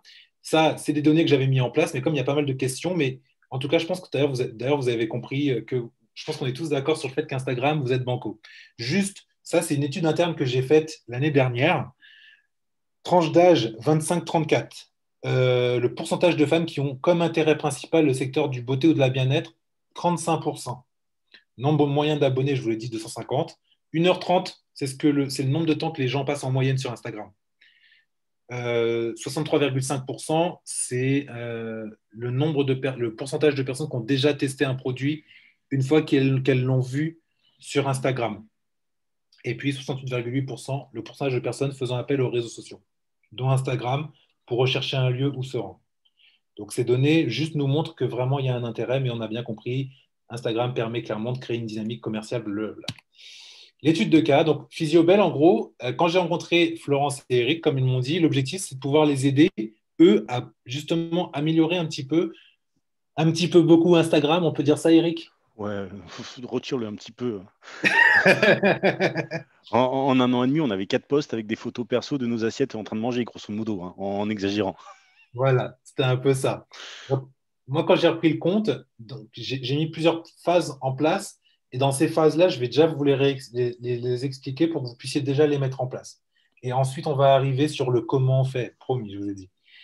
Donc, quand en fait j'ai pris le compte quand j'ai repris le compte de Physiobel, il y avait, donc j'ai noté, il y avait une image non cohérente avec ce qu'il faisait, avec l'envie d'être. Et puis il y avait un manque d'interaction. C'est-à-dire que finalement, Instagram, si on n'interagit pas avec les gens, bah, en gros, on n'a pas de résultat. Et si ce qu'on fait, c'est pas beau, bah, en fait, on n'a rien du tout. Donc, l'objectif que j'ai fait et que je continue à faire, hein, on monte aussi, mais petit à petit, c'est agir par palier évolutif. Ça ne sert à rien de vouloir vous dire, je vais faire ça, ça, ça, ça, ça, ça, ça, je vais tout mélanger et je vais avoir du résultat. On part sur des stratégies qu'on est capable de mettre en place étape par étape. En fait, Instagram, c'est vraiment comme une séduction. On prend le temps. Il ne faut pas être pressé, en fait. Enfin, il faut continuer à vendre, mais en fait, c'est en mettant palier par palier que je vais faire. Et plus je vais faire, plus je vais recevoir. D'ailleurs, juste avant de continuer, sur Insta quand on a commencé à quand j'ai pris après le compte, je pense que pour celles qui ont suivi, qui ont vu l'évolution, d'abord, j'avais proposé un premier style graphique, on est parti dessus. Puis après, moi, je trouvais que c'était trop linéaire. J'ai voulu changer pour voir un petit peu comment ça interagissait. Florence m'a fait des retours en me disant qu'il y a des gens qui disaient ah, c'est bien, j'aime bien ça, j'aime bien ça. Après, j'en ai fait encore un autre. Donc, et là, maintenant, grâce à Axel, c'est ça? Oui, Axel, ouais. Ouais. Grâce à Axel, il y a une nouvelle image. Du coup, par rapport à l'image que Axel a mis en place, bah, moi, c'est pareil, j'ai adapté aussi un nouveau feed. Donc, à chaque fois qu'il y a des possibilités d'améliorer, on améliore. En fait, Instagram, il faut tester. Si on ne teste pas, on ne peut pas en fait avoir de résultats. Donc, c'est parce qu'on teste qu'on a du résultat en fait aujourd'hui. Tac. Agir intelligemment, s'attaquer à l'algorithme. Donc, voilà. Le point de départ, donc j'ai analysé la marque de Physiobel. Donc, j'ai analysé ce qu'elle voulait faire. Donc, Florence, pour beaucoup d'entre vous, vous le savez, elle était esthéticienne. Pour moi, elle est toujours esthéticienne parce qu'elle comprend toujours votre métier, mais elle-même, elle était esthéticienne. Et donc, quand elle m'a expliqué en fait ce qu'elle voulait faire, à savoir créer la nouvelle génération en fait d'esthéticiennes autour de la minceur, automatiquement, moi, je suis allé regarder le compte et on comprenait bien que ce n'était pas en cohérence avec ce qu'elle voulait faire. On avait l'ancien de Florence, quand elle était esthéticienne, et on n'arrivait pas à voir ce qu'elle voulait faire de Physiobel. Il y avait une bio qui n'était pas en adéquation. Donc, bref, il y avait plein d'éléments que moi, je suis allé analyser. Donc, vous, quand vous décidez de prendre votre Instagram, c'est important vraiment de vous poser. Alors, c'est pour ça que je vous le dis, là, on va être sur 90 minutes, je vais vous montrer après, mais c'est important pour vous de prendre le temps de vous poser. Vous prenez une feuille moi, j'ai toujours un cahier avec moi. Voilà, voilà. Là, il y a écrit Physiobel, enfin bref. Moi, j'ai toujours un cahier avec moi pour écrire. Parce qu'à chaque fois, j'ajuste. Physiobel, ce que vous voyez aujourd'hui, bah, vous ne le verrez pas dans un mois, ça risque de changer parce qu'il faut toujours adapter. Mais je prends toujours le temps de me dire qu'est-ce que je veux pour ma marque, qu'est-ce que je veux pour la marque 2. Et là, par exemple, voilà, j'ai besoin de faire plus de phrases qui vont motiver les filles. Eh bien, OK, je vais réfléchir à des phrases. J'ai envie que quand on rentre dans mon magasin, dans mon institut, ou quand en fait on m'appelle, les gens sentent la bonne humeur. C'est important que vous preniez le temps de réfléchir à ce que vous voulez distiller. Voilà. Donc, il ne faut pas avoir peur de se dire, même si vous le faites chez vous le soir et que ça prend un mois pour que vous preniez le temps de bien réfléchir à, OK, moi j'aimerais bien qu'on puisse voir des photos de moi avec des fleurs ou autre, peu importe. Mais prenez le temps. Donc, moi, avec Florence, il y a deux choses avec Florence et Eric que j'adore. Un, ils me font confiance, c'est essentiel. Ça, c'est si vous passez avec une autre personne, mais ils me font confiance. Et deux, ils ont bien compris que c'est en prenant le temps par le temps qu'on a les résultats. En tout cas, prenez le temps vous-même de vous dire, tiens, je voudrais que mon image soit comme ça. J'ai plutôt une image jeune, j'ai plutôt une image à l'ancienne, peu importe. Mais votre univers, il est important, il faut prendre le temps de le positionner. Du coup, on arrive à l'image de marque. Quand on a réfléchi un petit peu à nos problématiques, ce qu'on veut dire, comment on est, il y a cette fameuse image de marque. Une image de marque, c'est quoi? Souvent, les gens confondent entre cette notion de oui, c'est mon logo et deux, trois couleurs. L'image de marque, ça va au-delà. L'image de marque, c'est ce que vous souhaitez valoriser au quotidien. C'est comment vous avez envie qu'on vous perçoive, comment vous avez envie en fait qu'on se rappelle de vous, qu'est-ce que vous voulez en fait envoyer en fait quand on rentre dans votre institut ou quand on vous parle. Donc, c'est un peu ce que je disais en amont. Là, je viens de compléter, ça s'appelle cette image de marque. Prenez le temps de penser l'univers, le type de couleur que vous aimez. Voilà. Vous vous posez, vous prenez le temps, vous en parlez autour de vous, vous regardez les palettes de couleurs, vous regardez les styles qui vont vous plaire. Alors, Plus vous êtes, il y, plus a il y vous a êtes. une question qui est un petit peu dans ce que tu es en train de dire, mais Ouais. c'est un dilemme entre les posts qui font réagir, qui sont peut-être un petit peu, qui titillent les gens en face pour qu'ils réagissent, et des posts plus consensuels, plus en accord avec ce qu'on veut véhiculer, mais qui génèrent moins de likes. Comment on fait? Ben justement, on mélange les deux. Ça veut dire qu'il y a d'un côté, il y a des choses qu'on a envie de dire et il y a des choses que l'on doit montrer concrètement. Pour montrer, par exemple, voilà mon institut. Bah, c'est normal, il faut que je le montre. Maintenant, j'ai envie de vous dire, par exemple, nous trois, on parle souvent donc, de résonance. La première fois que j'ai rencontré Florent, je me suis dit, ah ouais, elle est aussi perchée que moi, j'adore. On parle on parle de connexion, on parle de. Du coup, si moi un jour, si vous voyez un moment apparaître, il est important de trouver le lien de connexion entre vous et votre cliente, bah, faudra comprendre.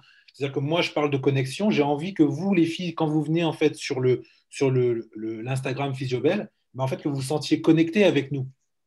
Donc, en fait, on peut très bien montrer du tangible et parler d'intangible. Le fait de parler de connexion, c'est de l'intangible. Mais pour nous, ça veut dire beaucoup et on va l'expliquer. Et par Non, contre, je pense que ce que voulait dire Emmanuel, c'est est-ce que tu veux prendre la parole, Emmanuel, ou pas? Oui, bonjour. bonjour. En fait, moi, j'ai un spa qui est très typé relaxation, etc. Quand Ouais, je publie un post en mettant la photo du jacuzzi, des choses très relaxantes, j'ai 3 tonnes de likes. Et ouais. si au contraire, justement, j'aimerais changer un peu l'image de tout ça et faire passer quelque chose de beaucoup plus pro au niveau soin visage, ben là, bizarrement, ça réagit beaucoup moins. Donc, je suis un peu dans ce dilemme-là, en fait. Comprends. Alors, je comprends mieux la question. En fait, si tu veux, ce qui se passe, c'est que comme tes abonnés ont été habitués aussi, et l'algorithme a été habitué à ce que tu postes ce genre de photos, ce genre de photos sont mises très en avant. Et après, D'accord. la partie soins, comme sur ton compte, c'est peut-être ce qu'on a moins l'habitude de voir. Du coup, l'algorithme n'a pas l'habitude, ou en tout cas, n'a pas assez l'habitude de voir que tu postes ça. Donc, c'est moins visible, tes abonnés sont moins au courant que tu as posté ça, donc ça te crée moins de likes. En fait, il faut continuer à poster et en fait, il faut faire ce que j'appelle aussi habituer, il faut éduquer en fait nos communautés. J'espère D'accord. que vous prenez pas mal ce mot quand je dis le mot éduquer. En fait, l'algorithme de base, imagine un enfant en fait qui naît, voilà, un bébé. Il naît, il a une éducation entre guillemets à zéro. Et plus en fait on va lui inculquer des choses, et plus en fait il va prendre en considération ce qu'on lui donne. Et si je... Bébé, hein, si on lui donne que des épinards, la première fois il devra manger une carotte, ce sera compliqué. Voilà, c'est exactement ça. Voilà, merci beaucoup Eric. Bah, c'est la même chose. L'algorithme a été habitué à quelque chose. Donc, tout ce qui marche, il te permet d'être visible. Et en plus, ça veut aussi dire que les filles qui like doivent être abonnées à ce genre d'intérêt à ce moment-là, parce qu'il y a aussi des plages horaires et autres, etc., etc., etc. Et les autres contenus que tu veux mettre en place, on n'a pas l'habitude. Même moi, hein, j'ai ce problème, hein. Mais en fait, il faut éduquer les gens. Et plus tu vas les habituer en fait, à présenter ces contenus, quitte à changer l'horaire, hein. Peut-être que le moment où tu postes ce genre de contenu, peut-être qu'il faut que tu les postes à un autre horaire pour avoir pour avoir une autre connectivité. Mais Bon, ce Peut-être que que tu tu as dis, je persévère, quoi. Oui, oui, c'est oui, bon. mais sinon, j'en reparlerai, mais il y a les statistiques, dans les statistiques, si tu as déjà regardé, te dit, par exemple, pour Physiobel, nous, on a des heures chaque jour où, en fait, il faut poster. Parce que je sais qu'en fait, c'est là où les personnes sont beaucoup plus réactives parce qu'elles sortent du boulot ou elles ont un peu de temps, etc. Donc, c'est là où les gens sont plus réactifs. Pourtant, moi, je n'ai pas forcément envie de me dire que c'est tout le temps à 18 h que j'ai envie de poster. Résultat, j'ai réussi à modifier l'algorithme de manière à ce qu'il me propose plusieurs tranches horaires où je peux poster. Donc, quand j'ai envie de poster en masse, parce que je veux vraiment qu'on voit une publication, bah, je vais la balancer à 7 heures, à une heure bien précise. Et Mais si j'ai 7 heures envie... du matin, vous êtes tout un des lève-tôt. Vas-y, dis-le. Ouais, bah, 7 heures du matin. Après, des fois, je n'ai pas envie non plus que l'algorithme s'habitue à ce que je fasse du 7 heures du matin. J'ai envie aussi de pouvoir habituer l'algorithme à ce que je propose d'autres tranches horaires. Du coup, je joue aussi beaucoup sur le 18 heures. Par exemple, aujourd'hui, j'ai privilégié de ne pas poster ce matin à 7 heures, parce que déjà, mais par contre, je vais poster ce soir à 18 heures. Donc en fait, ce que tu dis, c'est que c'est aussi une manière de faire changer un petit peu tout doucement sa clientèle en postant d'autres contenus. Si on veut se dire, bah voilà, je veux faire plus de la minceur, plus un autre type de soin, commencer à habituer pour aller chercher d'autres clientèles et donc habituer l'algorithme en postant régulièrement des photos d'autres choses pour ouvrir les possibles. Exactement. Alors, alors, il reste plus qu'un quart d'heure sur le créneau de base. On Ok. risque de Bon. déborder peut-être un petit peu. Ouais. Il y a une question super importante, enfin super importante, que je trouve importante. Si on est plutôt timide, réservé et qu'on est gêné de se voir en photo ou en film, on oublie Insta? Non, tu n'es pas obligé de te montrer en fait. Tu peux montrer tes mains en action, tu peux montrer, ça peut être d'ailleurs super intéressant. On voit des mains qui sont en action tout le temps. Ça peut être un sourire, ça peut être le sourire d'une cliente, ça peut être le regard, ça peut être un focus sur un joli maquillage. C'est-à-dire qu'il y a plein de manières de valoriser le beau en fait. C'est-à-dire que je dis pas, d'ailleurs, je ne dis pas, il faut absolument que vous vous montriez toutes sur Instagram et que vous n'êtes pas des influenceuses, hein.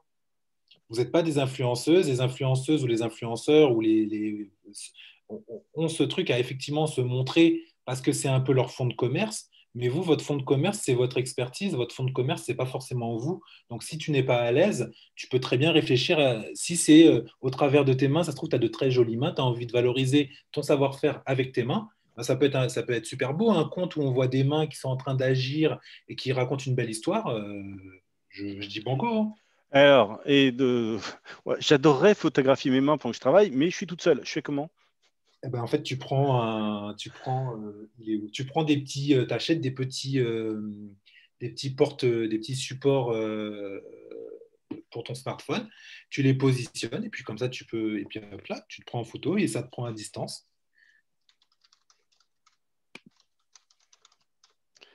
Ok, vas-y, on enchaîne. Excuse-moi. Bon, bref, ça c'est un peu de toute façon mais je pense que vous avez compris, donc je vais un peu avancer. La notoriété de la marque, c'est aussi ce que j'ai fait. C'était important pour moi de voir comment Physiobel était donc le nombre d'abonnés qu'elle avait, le nombre d'abonnements qu'elle avait, de pouvoir comprendre aussi comment donc la marque était comprise, comment les personnes qui nous suivaient, est-ce que c'était les bonnes personnes, etc. Est-ce qu'elles étaient elles-mêmes actives sur le compte ou pas. Donc ça vient avec la notoriété. Donc les mots importants pour vous encore de réfléchir à ça. Comment vous êtes positionné par rapport à votre clientèle, pardon, par rapport à votre concurrence. Parce que, Alors, à vos consoeurs. autant pour moi, par rapport à vos concerts, très bien. Donc, par rapport à vos concerts, c'est important de regarder en fait comment vous êtes positionné. Quelle est l'expertise que vous vendez en priorité? Et il ne faut pas avoir honte de regarder ce qu'on fait à côté, hein. C'est-à-dire que moi, je regarde ce qui se passe à côté aussi, hein. Ça ne fait pas de moi une personne moins bonne ou meilleure, mais ça permet de m'inspirer, de voir si je suis aussi en accord avec ce que je dis, est-ce que c'est toujours ce que j'ai envie de faire. Donc, sur Instagram, on peut le faire, je vais en parler tout à l'heure aussi. Donc, essayez toujours de regarder où est-ce que vous êtes positionné. Ça va vous permettre de voir où est-ce que vous voulez mettre votre marque. Donc, c'est important. Et donc, on va le retrouver aussi au travers des réseaux sociaux. Le niveau de connaissance de la marque vis-à-vis du consommateur. Pareil, si vous avez déjà des gens qui vous suivent, est-ce que c'est des amis ou en fait est-ce que c'est des amis ou est-ce que c'est réellement des personnes qui sont intéressées, etc. Donc, comment ils sont capables de reparler de la marque? si vous leur demandiez en 1 minute qu'est-ce qu'ils diraient de la marque, comment vous voudriez qu'ils en parlent, etc. Donc tout ça, c'est important que vous définissiez ce que vous voulez qu'on retienne de vous au fur et à mesure. Vos leviers d'identification, donc ça va être visuel, message. Comment vous voulez qu'on se rappelle de vous? Est-ce que ça va être par rapport à une phrase? Est-ce que c'est parce que vous allez faire un clin d'œil en fin de chaque publication? Est-ce que c'est parce que vous mettez une signature? Enfin bref, qu'est-ce qui fait qu'en fait, on va se rappeler de vous à chaque fois? Ça va être un code couleur, etc., etc. Quels sont les leviers d'identification de vos consoeurs? Voilà. Donc, voilà un peu pour ça. La comparaison de la marque. Donc, comme je l'ai dit, vous allez regarder ce qui se passe en fait à côté pour pouvoir mieux adapter. L'idée, ce n'est pas de copier-coller ce que font vos consoeurs. Chacune, vous avez une identité. C'est vrai que c'est dommage que chacune, je trouve que vous vous ressembliez toutes. Ce n'est pas parce que votre consoeur qui fait la même expertise que vous présente son feed d'une certaine manière que vous devez présenter votre feed de la même manière. Je vous conseillerais plutôt, en fait, d'essayer d'aller vous démarquer. On revient à l'institut. C'est votre institut, il est décoré à vos goûts. C'est votre feed, il est à vos goûts. Ouais. Voilà. À votre goût, on dit en français, excusez-moi. Oui, c'est ça. Donc, comparez, mais vous comparez pas pour copier, vous comparez pour pouvoir créer votre propre ADN. Ça, mais ça paraît toujours compliqué. Comment en 90 minutes? Le temps file. Alors, il y a toujours cette partie que tu fais le avant. Le avant, c'est pendant que tu es en train de t'occuper de ta cliente, rien ne t'empêche en fait de réfléchir, ou tu rentres le soir, tu te prends 20 minutes, tu te dis, moi, je voudrais telle couleur, tel truc. Il y a des magazines que l'on lit. Il y a des choses qui sont naturelles, qui sont en nous. Il y a un magazine, ça se trouve que tu aimes lire tout le temps. Ce magazine, il t'inspire. Tu prends tes zones d'inspiration à l'intérieur. Tiens, je voudrais commencer à faire ci. C'est-à-dire qu'il y a quand même, malgré tout, les 90 minutes, je vais vous les montrer après, donc sur la dernière phase. Mais là, et promis, c'est la troisième, je vous dis. Mais là, il y a une partie réflexion. Cette réflexion, on est obligé de se poser quelque part pour pouvoir se dire, OK, je la mets en place. C'est une nécessité. Vous ne pourrez jamais commencer si vous ne vous êtes pas posé un jour, un week-end, un dimanche. Vous êtes obligé de prendre le temps de vous poser à savoir ce que vous voulez dire. Comment vous voulez le dire? Ça, c'est la phase même pour pouvoir commencer. Sinon, vous ne pourrez jamais faire monter votre compte. Mais du coup, on a réfléchi et tout. Et est-ce qu'il faut garder sa charte graphique d'institut sur tous les supports? Ou est-ce que sur Insta, on a le droit de mettre des posts un petit peu plus colorés? Est-ce qu'on doit avoir un post type ou est-ce qu'on peut tous les jours en avoir un différent? Est-ce que Alors, moi, ce que je dirais par rapport à ça, c'est que la réponse, alors, il faut faire de l'identification. Il faut qu'on arrive à vous identifier. Si vous changez tous les jours de poste, pour vous, c'est fatigant. Donc, déjà, là, vous perdez du temps. Déjà. Parce que là, on en arrive. Tu vois, je n'ai pas menti. Là, j'ai vu ça. Les domaines d'opportunité, c'est finalement, quand vous... je termine juste ce slide et comme ça, je réponds. Et après, comme ça, on attaque justement dans Êtes-vous prêt pour entrer en action? Qui est le feed où je veux. Quand vous allez du coup quand vous créez votre feed, quand vous vous posez toutes ces questions, vous avez des domaines d'opportunité qui sont vous. Votre expertise. Vous allez réfléchir à comment vous souhaitez la montrer. Une voix de la marque actualisée. Comment vous voulez valoriser en fait votre marque. Comment vous voulez qu'elle soit comprise. Comment vous voulez échanger avec les gens. Comment vous voulez susciter de nouveaux marchés. Aujourd'hui, vous faites de la beauté, vous faites un peu de massage. Demain, vous voulez aller à la minceur. Peut-être que vous avez des ambitions, vous avez des objectifs. Ça, c'est important qu'on comprenne du coup que que vous êtes quelqu'un qui grandissait, qui avait des objectifs de proposer de nouveaux services pour vos clientes. Ça, c'est pareil. Il faut que vous arriviez à réfléchir à tout ça. Et la diversité des produits. Donc, ces 4 points sont essentiels parce que c'est au final là où vous devez aller pour réfléchir et pour pouvoir vous démarquer chacune d'entre vous tout en étant complémentaires. Parce que moi, je crois réellement qu'on pourrait mettre 10 esthéticiennes ensemble, chacune avec leur expertise, mettre 10 comptes, on pourrait mettre 5 clientes et chacune aurait envie de dire tiens, j'aimerais bien là aller là parce que je trouve qu'elle propose ça. J'aimerais bien aller là parce qu'elle propose ça, etc. Donc, c'est un peu la conclusion de cette partie-là. Vous êtes en fait, en gros, des opportunités. Mais vous êtes des opportunités si vous créez, si vous prenez le temps déjà de réfléchir à ce que vous voulez faire, les codes couleurs, etc. Là, par exemple, je suis en train de vous faire cette présentation. Mon expertise, je la connais, je la maîtrise, etc., etc. Mais pour que je puisse vous parler, alors là, on va peut-être dépasser un petit peu pour celles qui peuvent rester, j'espère, on est sur la dernière phase.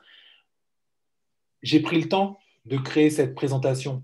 je ne me voyais pas arriver de vous dire oui, alors il faut faire ça, il faut faire ci et juste répondre à des questions. Donc, il y a un temps que j'ai pris pour pouvoir me poser, pour pouvoir vous présenter en fait cette présentation. Même si effectivement au quotidien, moi je gère aujourd'hui plusieurs comptes. Bah, tous ces comptes, du coup, j'ai décalé ce temps de présentation pour vous pour pouvoir après gérer les autres comptes. Donc, ça veut dire que même quand tu as peu de temps, tu es obligé quand même de prendre un temps de réflexion. Parce que sinon, en fait, en gros, rien n'avance. Donc ça, voilà. Maintenant, je voudrais qu'on rentre donc dans l'action en elle-même. Je vous ai identifié, je crois, 3 ou 4 phases. 4 phases, je crois. La préparation. Donc, j'ai mis à chacun son élixir de jouvence. Familiarisez-vous avec vos objectifs et créez votre élixir digital. Donc là, en fait, on va un peu en profondeur de ce que j'ai, de ce qu'on a dit tout à l'heure. Si vous avez d'ailleurs après des questions, n'hésitez pas, parce que là, on est dans le concret de Alors, il y en a plein de questions en stock. qu'est-ce qui se passe quand j'ai créé, ça y est, j'ai créé mon compte, j'ai mis tout, voilà. Quand je parle en fait de créer votre élixir de jouvence, c'est que comme je l'ai dit, vous êtes chacune, vous avez une identité propre.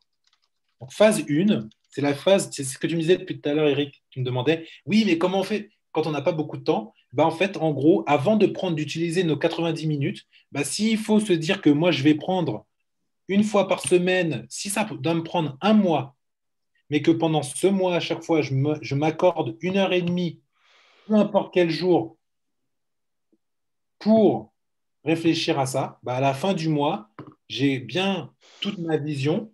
Et donc, si par exemple, là, on est au novembre, là, je prends 1 heure et demie par semaine.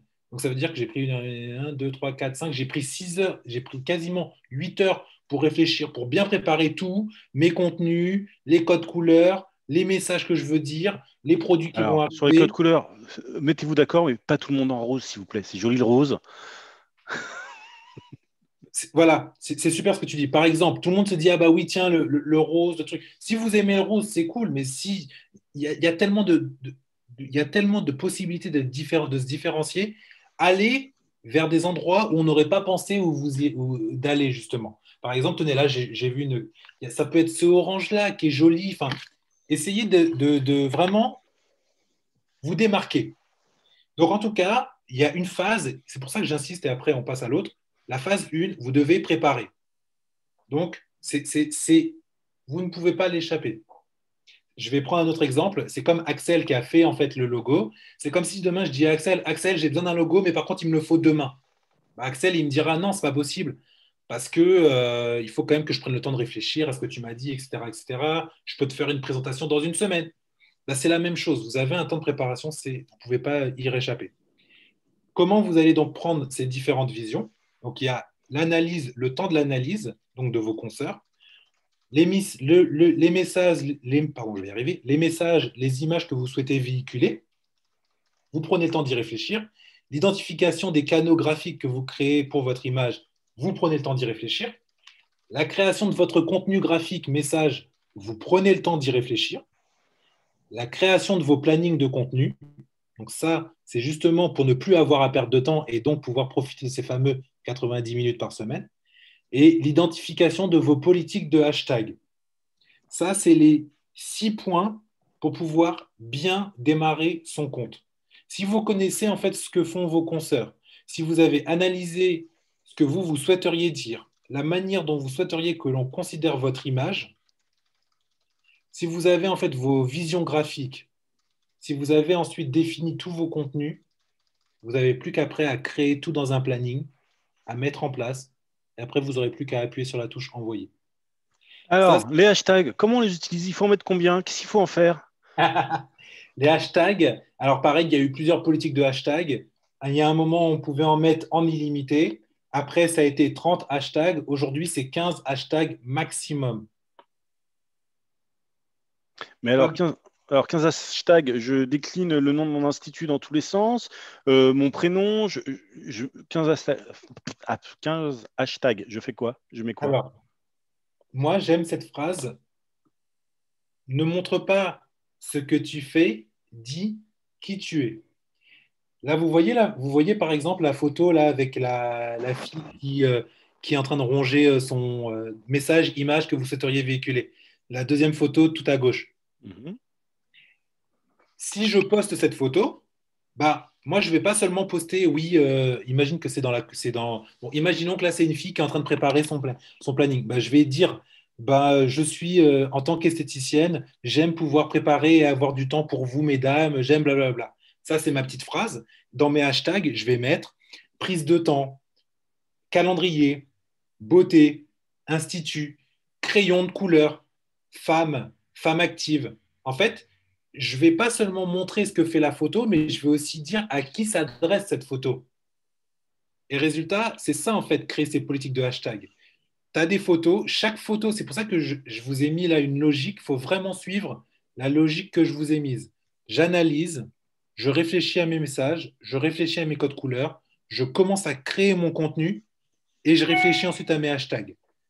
Chaque photo, vous devez pouvoir dire ce que vous faites, mais vous devez pouvoir dire ensuite ce que fait cette photo et à qui s'adresse cette photo. Donc, en fait, en résumé, l'idée, c'est quand on met une photo, c'est plus que de parler de l'instant présent, c'est plutôt de parler à qui on veut s'adresser. Exactement. Et là, du coup, la photo, effectivement, va se propager entre trois visions. Qu'est-ce que je fais? Qu'est-ce qui se passe dans la photo? À qui je m'adresse? Alors, Emmanuel, je n'ai pas compris ta question, excuse-moi. Tu peux rouvrir ton micro. Hein. En fait, ne pas juste se contenter de ce qu'il y a sur la photo, en fait, aller au-delà de la photo dans les hashtags, c'est ça? Exactement, exactement. En fait, c'est important que finalement, chaque photo, tu vois, par exemple, là, si je te prends la palette de couleurs, là où il y a écrit identification des canaux graphiques, tu vois, c'est laquelle? Ah, c'est pas un ordinateur. Non, c'est une palette. Bah, cette photo, si moi je la poste, bah, je ne vais pas juste dire venez découvrir un nouveau maquillage, blablabla. Je vais aller dire, soit je vais utiliser le mot hashtag belle, hashtag beauté, hashtag institut, hashtag si c'est à Nantes par exemple, désolé, je ne sais pas où tu es, je vais mettre la ville de Nantes. Je vais mettre en fait toute la capacité je vais utiliser les hashtags pour que cette photo ait toute la capacité de toucher un max de personnes. D'accord. Alors, deux questions en parallèle. On met sa ville quand même à chaque fois ou on ne met pas sa ville? Ah, tu peux mettre ta ville, hein. Si à chaque fois tu es à Nantes, tu mets Nantes. Si on est à Paris, on met Alors, Paris. leur institut, il ne bouge pas beaucoup. Hein. Il est à chaque fois au même endroit. Hein. C'est-à-dire Tu dis, si tu es à Nantes, enfin, je ne sais plus quand. Sous-entendu qu'on pouvait se déplacer. Non, l'institut ne se déplace pas. Il ne bouge pas trop. Non, tu ne bouges pas. Non, ce que je voulais dire, c'est que oui, tu mets à chaque fois. C'est-à-dire que si tu es sur Nantes, bah, tu mets tout le temps la ville de Nantes. Pourquoi? Parce que, par exemple, il y a l'office de tourisme de Nantes. Donc, si moi je tape Nantes, il y a des chances que plus ta photo, en fait, elle se propage, plus peut-être qu'à un moment, elle va se retrouver sans le faire exprès à côté de l'office de tourisme de Nantes. Je dis une bêtise, hein. Mais c'est important de mettre effectivement là où tu es, là où vous êtes en géolocalisation pour pouvoir justement aussi qu'on vous identifie. Dans ta photo, tu peux aussi mettre le lieu où la photo elle est prise. Donc si on est à Nantes, moi je suis à Paris, hein, mais je mets Nantes, je ne sais pas pourquoi, j'aime bien cette ville. Mais si tu es à Rennes, à Lyon, bah, la photo, tu peux très bien la géolocaliser sur ta photo.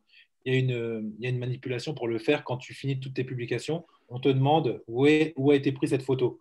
Bah, tu peux très bien mettre la ville où tu es. Et là, donc, ça va hashtaguer la photo. Ça va lui mettre un lieu d'identification parfait. Et résultat, automatiquement, on va se rappeler en fait où tu es. Donc, donc voilà. Alors, donc, ça ne sert à rien de mettre le nom de l'institut en soi dans les hashtags. Non, non, parce que personne ne connaît ton nom par contre. C'est-à-dire que moi, Pareil qu'on connaît Nantes, mais on ne connaît pas le nom de ton institut qui est à Nantes. Exactement. D'ailleurs, sur la photo, le slide que je viens de montrer, si demain, en fait, toi-même, tu devais faire ton hashtag, tu mettrais par exemple hashtag le nom de ta ville, hashtag plus ce que tu fais, etc., etc., etc. L'expertise que tu as. Là, tu pourrais, ça serait intéressant. Et autre question, mais qui vient d'avant, mais qui est reposée. Mais nos comptes Instagram, il faut les mettre en public ou en privé? Il faut les mettre en public. Voilà. Si tu mets en fait un compte, encore une fois, vous vendez vous vendez du public, vous vendez une expertise publique. Donc, il ne faut pas qu'elle soit en privé. Et bien entendu, par contre, ça, par contre, je me permets de rebondir. Vous avez le droit, par contre, d'avoir une vie privée et une vie pro. Votre compte Instagram Institut de beauté, c'est ouvert. Votre vie privée, vous pouvez la fermer. Donc, J'aurais tendance à dire que si vous n'avez pas envie Et qu'on sache ce que vous faites, créez un deuxième compte. Il y en a un qui est dédié à votre vie privée et là, c'est réservé à votre cercle familial ou autre, comme vous voulez. Mais votre compte Instagram professionnel, il est ouvert au grand public. mais du coup, les comptes pro, c'est bien. Il faut basculer tous les comptes Insta en compte pro. Oui, mais vous pouvez aussi les basculer en compte en contenu, hein. Vous avez il y a trois types de comptes. Soit on a le compte public, enfin privé, donc là c'est vraiment grand public. Soit il y a le compte entreprise ou le compte contenu. Moi, je vous inviterais plutôt à prendre le compte en contenu, parce que contenu, vous pouvez faire encore plus de choses. Vous pouvez mettre de la musique, vous pouvez faire, alors que le compte entreprise, vous ne pouvez pas faire tout ça. Donc moi, si j'étais vous, je prendrais le troisième, le compte contenu. Ok, excuse-moi. On reprend parce que le temps court et on a dépassé depuis 2 minutes. Ok, bon, on va se rapprocher. Là, réfléchir à la raison d'être en définant toutes vos visions. Donc ça, j'en ai parlé un petit peu. Euh, Quand vous allez en fait réfléchir à vos messages, ça, ce que vous voyez là, c'est tout ce dont vous devez réfléchir. C'est les questions qu'on m'a posées tout à l'heure, donc là, on est plus dans le concret. Réfléchir à la raison d'être en définissant toutes vos visions tangibles. Notamment la question, ah ouais, mais qu'est-ce que je pose comme photo, qu'est-ce que je dis, etc. Tout ce que l'on peut montrer visible, de manière visible sur son compte Instagram. L'institut, les produits que l'on vend, les disponibilités, la manière de nous contacter, notre expertise, la différenciation, résultats sur notre travail, les retours clients, tout ça, on peut le présenter. Il y a certains éléments que vous présenterez en story, d'autres que vous présenterez directement sur votre contenu, le contenu logique. Mais ça, c'est tous les messages que vous pouvez déjà dire. Ça fait beaucoup déjà. Si vous arrivez à parler de votre institut, les valeurs de votre institut, ça a peut-être une histoire personnelle, hein. Peut-être que d'expliquer pourquoi vous êtes devenue esthéticienne, d'expliquer en quoi la beauté de la femme c'est intéressant, etc. Bah déjà, ça fait plein de choses à dire sur Instagram. Et ensuite, il y a ce que moi j'appelle la vision intangible, le ton de prise de parole, le type de publication, la proximité, la volonté de les comprendre, etc. Vendre sans vendre, etc. Donc là, je vous ai aussi sélectionné, donc je vous ai parlé de la partie où c'est important donc, de réfléchir à la définition des messages, etc. Voilà. De toute façon, vous aurez le temps aussi de revoir cette présentation. Moi, ça me fait plaisir. Je l'ai faite pour vous, hein. Donc, Alors, il te reste encore beaucoup de slides, Cédric, ou pas? non, on n'a Bah, pas. vas-y, parce que j'ai encore quelques questions, puis il y en a plein qui doivent se transformer en Mère Noël pour envoyer des paquets. Ok. Identification des outils graphiques, vous pourrez les regarder. Ça, c'est les outils, selon moi. Si vous décidez de prendre en compte de gérer votre compte par vous-même, c'est les outils indispensables que vous avez à utiliser. Canva, Unsplash, Layout, Boomerang, blablabla. Je vous les ai mis. Utilisez-les. Ils sont quasiment tous gratos. Est-ce que tu pourras mettre juste à côté à quoi sert chacun des outils? Oui, je vous rajouterai ça. Comme ça, je vous dirai. Mais moi, je les utilise tout le temps. C'est les essentiels pour pouvoir prendre son compte Instagram en main sans problème. L'univers graphique, bon bah voilà, je vous ai mis ensuite chacun des outils que vous devez utiliser, donc ça, on passe un peu.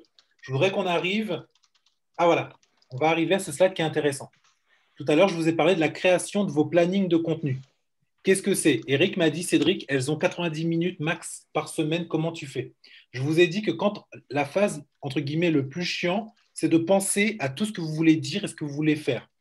Mais une fois que vous avez tout préparé, vous n'avez plus qu'à mettre vos plannings, toutes vos photos que vous voulez placer, tous les messages que vous voulez dire, vous n'avez plus qu'à les mettre dans votre téléphone et hop, vous n'avez plus qu'à programmer des envois. Et ça part tout seul. Les hashtags, tout est mis en place. Donc, la création de vos plannings, c'est un document. Vous pouvez le faire sur un Excel. Je vous enverrai un document que vous pourrez utiliser. Alors, Virginie, mais il faut faire combien de publis par semaine? 7, 14, 27, 38? Il faut faire il faut faire minimum 3 publications par semaine. Et si, parce que je suis débordé, je suis sous l'eau, j'ai mes 3 gamins qui sont malades, j'ai mon mari qui n'est pas là, et mon apprenti qui vient de se casser la jambe, je ne peux pas en faire 3. Est-ce que je vais mourir demain? Non, tu ne vas pas mourir, mais de toute façon, si tu utilises du coup l'automatisation, je vais te montrer le studio de Facebook. Si tu mets en fait l'automatisation en place, même si ton enfant est malade, en fait, en gros, ta publication, elle partira quand même. Et alors, 3 publis, stories comprises, ou en plus faire des stories? Non, c'est 3 publications. Non, tu as 3 publications et par contre, minimum une story par jour. Si par contre ton enfant est malade et qu'effectivement tu ne peux pas faire de story, c'est pas grave. T'en perds une ou deux de temps en temps, c'est pas grave. Mais il faut en faire régulièrement. Et il y a un quota à pas dépasser. Si je fais 42 publications par semaine, c'est grave, docteur? Ça fait trop parce que l'algorithme va voir que tu fais trop de photos, ça va t'empêcher d'être visible. Donc, Vraiment, on n'abuse pas non plus des publications. T'en fais une en départ, t'en fais une, t'en postes une à deux max, mais voilà. Donc, 2 par jour maximum. 2 par jour max, ça suffit largement. Alors, grand débat qui revient régulièrement. Facebook et Insta, est-ce que j'ai le droit de mettre les mêmes posts ou est-ce qu'il faut que j'en fasse des différents? Alors, si je vous simplifie la vie, je te dis oui. Si je vous complexifie la vie, je te dis non. Non, mais on s'en fiche, c'est pas ça la réponse. D'accord. C'est quoi l'impact derrière? Est-ce que c'est grave ou pas? La réponse est non. Instagram, c'est fait pour montrer ce que l'on fait. C'est du beau, c'est de l'instantané. Ça va dans une grosse araignée où les photos, elles tournent. Sur Facebook, tu travailles avec ta communauté. Tu vas leur raconter une histoire. Comme ce qu'on fait sur Physio. Physio, Florence, elle vous donne des conseils tous les jours, alors que moi, sur Instagram, je vous donne plutôt des phrases. Alors, des fois, je reprends ce que Florence dit, mais je le présente différemment parce que je viens vous apporter en fait mes visions aussi perso. Donc, sur Facebook, pardon, on est plutôt dans une relation où là, on a le temps de faire construire. Sur Instagram, on vient montrer du beau. Donc, le mieux, c'est d'en faire 2 distincts parce que ce n'est pas les mêmes cibles. Et si on n'a pas le temps, est-ce qu'il vaut mieux dire, OK, tant pis, il y a la même chose des deux côtés ou pas?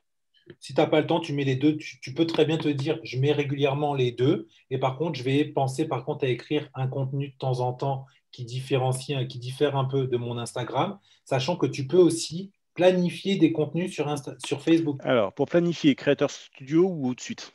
Creator Studio. Donc, au-dessus, ça ne sert à rien. Tout de suite, c'est payant, alors que Creator Studio, c'est gratos. Ah, tu as le droit à 3 comptes gratuits sur au-dessus. Ouais, mais bon, en fait, tu vois, tant qu'à faire. OK. Moi, j'ai mis ça. Mais justement, voilà, j'en arrive. L'automatisation, c'était ça. Donc, la phase 2, à chacun son style de publication. Soit tu préfères faire en manuel. Donc, dans la publication, vous verrez, j'explique pourquoi le manuel. Le manuel, c'est intéressant si, par exemple, tu as quelque chose qui n'était pas prévu et que tu veux rajouter. Bon, bah là, tu le fais manuellement, ça te fait gagner du temps. Ça te fait gagner du temps, tu le rajoutes. Si c'est automatisé, tu sais ce que tu veux mettre, tu utilises Creator Studio, il est super cool, c'est gratos, c'est super bien foutu, tu peux mettre tes hashtags, tu peux mettre tout ce que tu veux, et tu peux intégrer ton Facebook et ton Instagram dessus. Donc franchement, honnêtement, moi je recommande ça. J'ai arrêté de prendre du payant depuis que je vois qu'il fait ça, Facebook. Je vous ai mis le genre d'univers que vous pouvez poster. Ça, c'est un compte que j'ai trouvé. Creator Studio, ça existe sur iOS? Oui.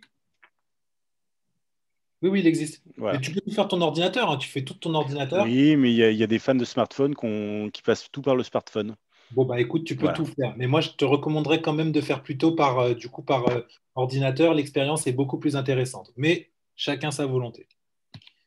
Là, je vous ai mis, ça c'est Paradis d'une femme. En fait, c'est une esthéticienne. Je l'ai découverte hier. Et donc, elle est passée par plusieurs phases. Paradis d'une femme, en fait, elle a commencé. Au début, elle avait mis un logo qui n'était pas très beau. Et petit à petit, elle a commencé à Regarde, poser. elle est peut-être dans la salle, Paradis d'une femme. Hein. Peut-être, mais si Paradis d'une femme, elle est dans la salle, j'ai adoré son univers. D'ailleurs, je lui ai même écrit un message pour lui dire que j'ai adoré ce qu'elle a fait. Donc voilà, je voulais vous montrer un petit peu que Paradis d'une femme, en fait, ce que j'ai aimé chez elle, c'est qu'elle est sortie de ce qu'on fait. Elle pense pas juste, voilà mes produits, voilà ci, voilà X, Y, Z, mais elle voulait montrer son univers. Et c'est ça qui était intéressant, en fait. Et pour répondre à celle du coup qui dit oui, mais si on est timide et gêné de son image, voilà, trois posts où c'est pas vous physiquement qui êtes sur la photo. Ouais. Ou alors, ça se trouve, je ne sais pas si c'est elle, mais si c'est elle, en tout cas, elle a réussi à montrer qu'on peut allier le beau, intégrer l'univers sans qu'elle soit visible. Et c'est pour ça, en fait. Et là, c'est pour ça que je vous ai montré ça. C'est super beau. Phase 3, engagement. Ah, l'engagement. L'engagement, à chacun sa manière d'aborder ses clients. Du coup, on a bien vu la phase 1, qui est vraiment la préparation. La phase 2, la publication. La phase 3, c'est l'engagement. L'engagement, c'est quoi? C'est la phase la plus chronophage, mais qui est la plus intéressante. C'est vous qui allez vous intéresser à vos clientes. Vous allez savoir qui elles sont, etc. Que signifie le mot engagé? Vous pourrez prendre le temps de relire tout ça, mais engagé, en fait, ça veut dire que je vais aller à la rencontre des personnes qui potentiellement pourraient devenir mes clientes. À chaque fois que je fais une publication, Instagram va propager la photo à un certain nombre de personnes. cette photo va être soit likée, et je vais pouvoir donc aller regarder qui a liké ma photo. Donc, je vais aller regarder le compte de cette personne, et pourquoi pas, en fait, l'ajouter si elle ne m'a pas encore suivi. Généralement, elles vous suivent si elles voient que vous mettez un intérêt. Donc, voilà, c'est ça, en fait, le mot engagé. Donc, comment on engage sa communauté? En allant regarder les abonnés de ses Ça consoeurs. pue l'espionnage, ça, quand même. C'est l'espionnage, je concède. Mais c'est comme ça, en fait, qu'on développe sa communauté. C'est comme ça que ça se développe. Hein. C'est-à-dire qu'aujourd'hui, tu vas regarder ce qui se passe, tu viens t'inspirer tout le temps. Quelqu'un a liké ta photo, tu ne connais pas la personne, qu'est-ce que tu fais? Bah, tu vas savoir qui. Quelqu'un sonne à ton téléphone, tu réponds. Oui, non, mais vas-y. Non, mais c'est un peu. Faut être curieux, en fait. Instagram, ça ouvre aussi à la curiosité. Donc, on engage sa communauté en allant regarder qui a liké, en allant regarder les comptes de ses consoeurs, etc. On s'intéresse à ce qui se passe.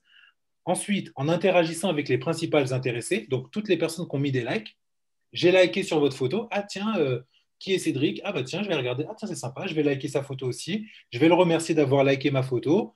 Et puis voilà, et une conversation commence. Vous avez remercié et vous passez. Et donc, ça, c'est la meilleure manière d'augmenter dynamiquement le nombre de ses abonnés. Oui, oui, parce qu'en fait, en gros, moi, je vois que Séverine m'a écrit, m'a laissé un commentaire. Je vais lui répondre. Je vais aller liker ensuite d'autres photos. Donc, ça crée un intérêt. Et donc, généralement, je vais la suivre. Comme on l'a dit tout à l'heure, Instagram, c'est de la logique humaine, en fait. Ensuite, la phase 4, la chronologie à chacun son organisation. La répétition, c'est la réussite. Du coup, nous sommes ce que nous faisons à plusieurs reprises. Blablabla, ça, vous pourrez regarder. La chronologie qui va déterminer la réussite de votre évolution. Je vous ai parlé des publications, publications en story, like, commentaires, 15 minutes par jour, visite et ajout de nouveaux comptes 10 minutes par jour, nettoyage de vos abonnements. Ça, c'est les récurrences qu'il faut faire tout le temps, tout le temps, tout le temps. Mais comme je savais que vous alliez me dire, ouais, mais bon, là, je ne comprends pas trop, je vous ai mis une sorte de planning que vous pouvez, enfin, planning, de logique que vous pouvez mettre en place. Vous vous levez le matin. On prend le temps pour profiter de sa famille. Oui, en même temps, tu te lèves le matin, tu prends entre 7, je ne sais pas à quelle heure vous levez, mais j'ai entre 6h et 7h. La première chose qu'on fait aujourd'hui, on a notre téléphone. Donc, bien entendu, même pour celles qui ont les enfants, essayez de vous accorder un petit peu de temps. Vous regardez votre Instagram, vous likez quelques comptes, vous répondez à des abonnés si vous ont déjà répondu. Vous codifiez votre publication. Donc, normalement, elle partira toute seule. Je vous invite plutôt à faire de l'automatisation. Ça vous fait gagner du temps. Et puis l'après-midi, et puis vous passez aussi sur la publication de vos stories du jour. Moi, j'en ai mis à chaque fois 3. Je vous ai prévu 3 temps, mais ça peut être autre chose. C'est à vous de définir vos temps. Ça peut être le matin avant de partir. Peut-être que vous allez réussir à créer l'instant beauté, l'instant du jour, le moment qui fait ma différence, ou la phrase qui peps et vous voulez en faire profiter votre communauté. Bref, donc là, vous avez une première story. Après, vers midi, vous dites, ça y est, c'est ma pause, enfin plutôt vers midi 30 pour vous, 13h pour certaines. Ah, c'est ma pause, j'ai envie d'arrêter un peu. T'envoies une petite story et puis t'en termines une autre en fin de journée. Voilà, c'est vraiment un exemple. Ensuite, vers like de publication des abonnés, au moment où vous prenez une pause, vous essayez de refaire ça encore. Mais vite fait, hein, vous likez, vous n'êtes pas obligé de rester en fait en train de regarder ou prendre le temps. Vous likez un petit peu, ça permet l'algorithme, ça lui permet de comprendre que vous êtes active. Et le soir, alors une fois par semaine, vous nettoyez vos abonnements. Nettoyer vos abonnements, c'est quoi? C'est tous les gens que vous avez suivis qui ne vous ont pas suivi en retour. Vous désabonnez. Ça permettra de comprendre que vous continuez, que vous êtes actif. Vous savez qui vous suit, vous savez qui ne vous suit pas. Ok. Que vous pouvez espérer, et on a fini là. Que vous pouvez espérer en travaillant avec la régularité, c'est une portée étendue. Une portée étendue, c'est quoi? C'est qu'une fois que vous avez bien mis en place tous vos objectifs, vous pouvez prendre jusqu'à 10 nouveaux abonnés par semaine. Mobilisation accrue, enfin bref, tout ce qui est là, Okay. vous pouvez le faire. J'ai une question sur les instituts à tendance technologique. Est-ce que Julie Godard, c'est ça de tête? Alors, l'Hyperfect 11, excusez-moi, je n'ai pas le prénom du tout là. Il y en a une qui peut prendre la parole pour expliquer la question? Non, le micro est coupé. J'ai trouvé l'Hyperfect, donc je peux demander la réactivation du micro. Ouais, voilà. Bonjour. Bonjour. Donc, oui, la question, c'était le constat plus qu'une question, c'était dire qu'en effet, quand on travaille avec beaucoup de technologies, des machines d'amincissement, souvent les photos qui nous envoient, ceux qui nous ont vendus et qui communiquent sur leur machine, Oui, sont vraiment pas belles du tout. oui.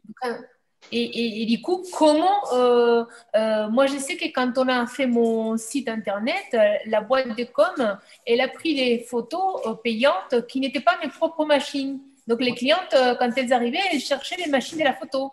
Ouais.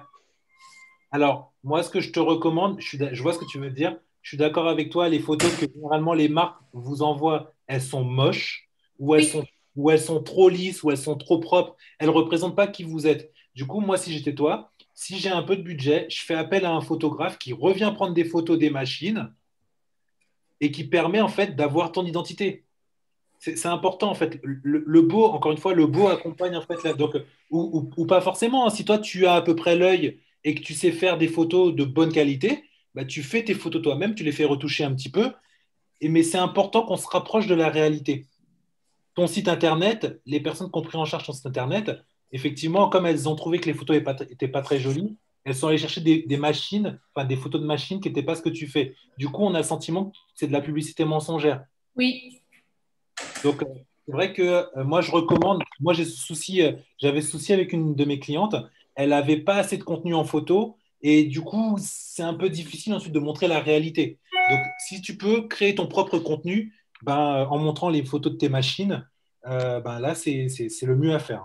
C'est le mieux à Alors, faire. alors, je vous propose pour conclure de reprendre les quelques questions que j'avais notées qui n'ont pas été traitées. Si vous en avez d'autres, vous pouvez lever la main pour prendre la parole, vous pouvez les même mettre dans le chat, parce que là, on a déjà débordé d'une petite demi-heure, donc voilà.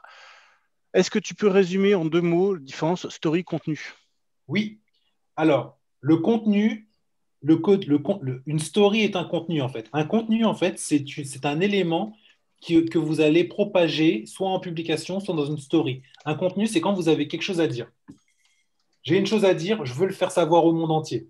Ça, c'est un contenu. Un contenu, ça peut être un message écrit, ça peut être une photo, ça peut être une cliente qui vous a laissé un message, vous avez envie de le présenter en fait à la communauté qui vous suit. Un contenu, c'est ça. Un contenu, c'est quand on a quelque chose à dire. Est-ce qu'il y a un intérêt à avoir un max d'abonnés, même hors secteur? Non, non. Encore une fois, je vous ai dit, l'objectif, vous n'êtes pas des influenceuses. Votre objectif, c'est pas d'avoir 10 000, 15 000 ou... Si vous avez 1000 abonnés, mais que vous échangez régulièrement avec elles, bah après, petit à petit, de toute façon, votre Instagram va continuer à grandir et vous arriverez tout doucement vers les 2000, 3000, 2000, 3000, 4000 abonnés. Mais vous n'avez pas besoin d'avoir 10 000, vous n'avez pas besoin d'une grosse communauté. Donc, des gens qui vous suivent, qui ne sont pas dans votre secteur, mais par contre, ils vous posent des questions, etc., ben, on les laisse et vice-versa. Je ne sais pas si Et, j'ai... voilà, on m'a dit, un ami m'a dit, s'il est bien l'ami, de ne pas être un suiveur, mais plutôt un suivi. Qu'est-ce que ça veut dire? De ne pas être... Ben, voilà, c'est ce que je disais tout à l'heure. Les gens, en fait, c'est ce qu'on dit. Oui, il faut que tu aies plus il faut que tu aies plus de personnes qui te suivent plutôt que toi de personnes que tu suives. Et donc, moi, ce que je dis, c'est qu'en fait, tant que ton compte y monte et que tu...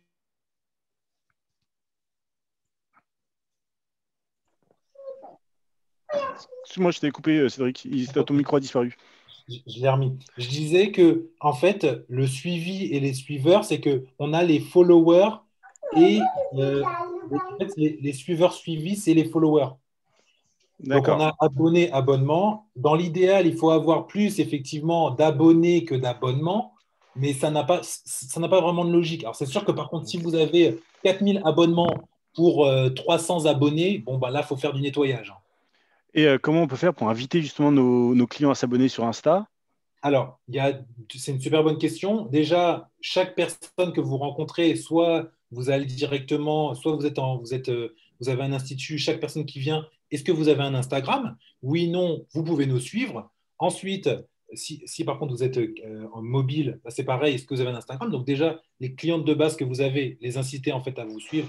Donc, elles ont quasiment toutes un compte Instagram. De deux, ensuite, vous allez donc pouvoir regarder ce que vous allez alors ça, il faudrait qu'on le fasse lors d'un atelier, parce qu'après, c'est plus compliqué la Bah technique, écoute, comment on le fait. Ok. Sur Atelier. Mais déjà, si vous incitez déjà vos clientes à leur dire, on est sur Instagram, est-ce que vous êtes sur Instagram? Ben, suivez-nous, on va faire plein de choses, etc., etc. Le fait de mettre sur votre site, on est sur Instagram, suivez-nous. Le fait de mettre à votre entrée, En gros, il faut le dire. il faut le dire, dites que vous avez un Voilà. compte Instagram. Ok, bah écoute, moi je veux te remercier de tout le temps que tu as pris pour cette présentation. Avec plaisir. J'espère que ça vous a tous apporté des choses et que vous n'avez pas eu l'impression de perdre vos 2 heures. On a un tout petit peu débordé, je suis désolé. Vous pouvez réactiver les micros, il n'y a pas de souci. Voilà, il y a des gros merci qui arrivent. En plus, dans la bonne humeur, ça doit, oui, non, parce que les conférences où les gens ne sourient pas, c'est casse-pied. Hein. Il y a plein de merci. Voilà, beaucoup, beaucoup merci. On clôt, je crée la vidéo pour la mettre sur la chaîne YouTube de Florence. Je vous envoie un mail via la mailing list des SMIP avec les transparents de Cédric plus le lien vers la vidéo. Ouais. On se met d'accord avec Cédric aussi sur la partie atelier. Qu'est-ce qu'on peut vous proposer? J'ai vu deux demandes en fait apparaître. Une sur on est des bébés Insta, on a besoin d'être pris en main un petit peu au début pour nous guider, pour apprendre à faire les bons gestes, pour créer le bon type de compte, le mettre comme il faut, etc. Et une question un peu plus technique de non, mais mettre en place sa boutique sur Insta, c'est galère, au secours, on a besoin d'aide. Ah yes, ça c'est trop bien, j'en ai pas parlé, mais ouais, ça c'est trop cool aussi. Voilà. Alors Boubou, donc j'ai pas le prénom, je suis désolé, qui fait bon, bah, je suis passé de 800 posts Insta à 300 en 2 heures. Il y a eu de ménage de fait. Ménage de fait, c'est une bonne chose. Là, je vous ai laissé juste, c'est pour vous dire ce que j'ai fait, ce dont je vous ai parlé. Je sais qu'on a perdu des gens aussi, mais ceux qui sont honnêtement, mis à part le débordement où il y a des gens qui ont fait bah, moi j'ai d'autres rendez-vous, il faut que j'y aille, on est resté à 70 pendant 1h30. D'accord, super. Je vous ai mis là, tout ce que je vous ai dit, c'est ce que je fais en fait au quotidien pour Physiobel. Et pour pas, justement, pour vous disiez, ouais, en fait, ce que je fais là, je vous ai mis les statistiques. Ce que vous regardez, c'est les statistiques qui sont de la semaine dernière pour Physio.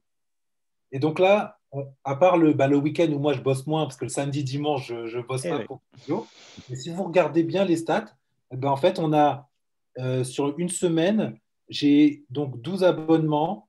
Et j'en ai 2 désabonnements, du coup j'ai 10 abonnés, donc je suis bien dans mon reach, dans le bon rendement. On a les impressions, le nombre de comptes qu'on touche, donc en fait tout est au vert.